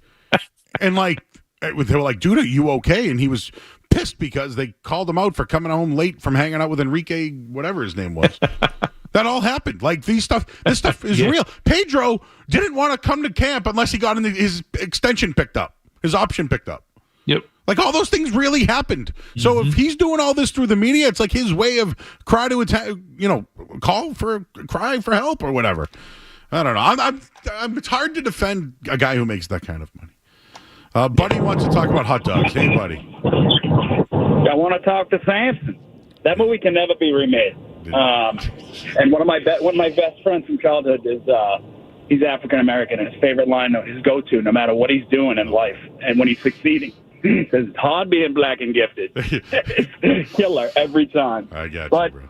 Joe, Sacred Hot Boy here too. And what I want to get to now, I have a developing Rafael Devers take, but I want to remind people we do have SEC-esque hockey and Cape Cod Baseball League. So for the people who complain about college sports, you just need to realize that BC will never be back to the Matt Ryan days. That's the height, in my opinion. But this Devers thing, like Maz said it the other day, and I never really thought much of it. Like, he called him a child. And, like, there is, like, I think that's the biggest takeaway from that sit-down on with the, you know, the front office and Henry is, like, is this kid a legitimate child? Granted, he's been here since he was 18. Like, does he speak a lick of English? And, like, I mean, because I'm curious if that is a divide in a locker room. Like, obviously there's different languages spoken, you know, in every sport, but, like, has he made an effort to connect and speak English? I'm just curious about that. You know what, buddy? Like, I'll tell you this much. I appreciate the call. David, I did an event with David Ortiz. He's got a great marijuana brand called what is it called now? Sweet Slugger. It's great. It's fantastic. But he also made mention that a lot of the new Red Sox don't reach out to him. Like he said that. I'm just passing along the message. But yeah, I that's a good point. I don't know really. Do we know much about Rafael Devers? I know he likes ice cream, and I know he likes Chipotle. That's all I know. He keeps the thing we do know. It seems like he keeps to himself. You know what though? I don't know anything about Mike Trout. Could you tell me anything about Mike Trout? No. Do you know much about Bryce Harper, who also moved to first base from the outfield to help the Phillies win go to the World Series? But we don't have to talk about that. But this is what I mean. Culture is about doing what you can to win games. To help, right? Do what it takes to help my team win games. Win. When did that? Let's see how this works. Okay, put me over there. And here's the other thing: professional athletes usually have a confidence that the normal human doesn't. That's all. That's why they are where they are. He has to, I understand he can have his doubts and he's worried about it. He has to have the confidence in himself to say, wherever you put me at on this infield, I'm going to be good. You put me, I got it. Yeah, coach, throw me out there. If I get a bunch of errors, then he'll make the adjustment. But throw me out there. I got it. It's baseball. I've been playing baseball since I was a child. I'm a professional athlete, a professional Major League Baseball player, and I'm an all-star. Yeah, put me out there. I can do this. And you can't just go out there like, nah, I can't do it. Nope. That's not a good look for one of your leaders or your team. And as far as communication and stuff like that, look, he won't be the first, won't be the last player in Major League Baseball to have there's a language situation going on. He's not the first, it won't be the last, and it won't be the reason that he won't go to play positions or whatever, or won't be an effective player. All right. Final segment of the show is coming up next. I have had 5 people text me asking, can we get Cerrone's take on what's going on in North Carolina with Bill Belichick and Jordan? It's not going to be much going on if it keeps up. Well, we have audio from the Miss Maine pageant and also have an update on any advancement. We'll do that as we wrap up the show here on 98.5 The Sports Hub. More Joe Murray coming up on the Sports Hub.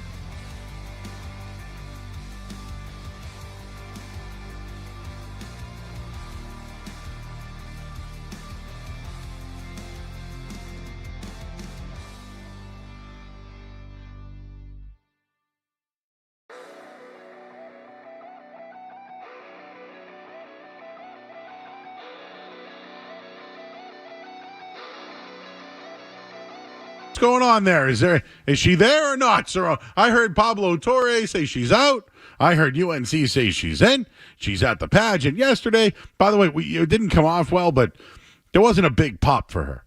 There was a little few, but no, I was expecting a little bit more. But what's going on there? Is she allowed there or not? I trust Tori's reporting. I think she's there, but she's going to be really limited in what she's able to do. She's going to be around him and doing his stuff. But the stuff when it comes to the team and the players and all that, I think as time goes on, you're going to slowly see her fade in the background. And there was, shout out to WRAL. It's one of the big news stations here. They were interviewing students on campus and asking them what they thought about her. And they all were basically like, we hired Bill Belichick, not her. Like they don't want her around campus at all. And they're cool with it now. If they go out there and they get cracked by TCU in the first game of the season, she's going to get 100% of the blame. They're waiting to blame her for any little thing that goes wrong with this football team. These people take their college sports seriously. The alumni is serious. They have a lot of pull and a lot of power. So I think she's going to be limited now. But if this team doesn't come out and at least look like they're competing to win the ACC, which they can, there's going to be problems. Either she's going to go or they're all going to go and they're going to move on. So I think they're playing nice now. They're saying UNC saying all the right things now because the season hasn't started yet. It's not affecting recruiting or anything like that. But you do have questions about parents and recruiting and stuff like that. Like, okay, does she have, what kind of privileges does she have around my child? What kind of privileges does she have about personal information or things like that? How is this going to affect the team, the roster? Should she be making decisions? Should she be at practices? These are questions that people are asking on the news or being asked on the streets. So it's all good now. Come September, if there's any hint of struggle, she is going to get blamed for everything. And I guarantee you wouldn't see her around. And she'll be like Taylor Swift, way up in the luxury box during the game, but won't be anywhere near any activity during the week. So it's all good now. But I trust Tori when he says that she's not out, but she's almost on her way out of the whole UNC situation. I enjoy seeing Taylor at the games. I'm a Swiftie. I respect her work. Imagine if she was on the sidelines, though. Imagine her. At practice holding the clipboard. So that's like the real reality of it. It's the equivalent of Taylor Swift being on the field. Yes, or imagine if Travis Kelce goes to do an interview after losing a game, and she's in the locker room like, we're not going to answer that. Yeah. Like, could you imagine? Thank you. That was a good. That brought it to life right there. There's more Joe Murray. On the way.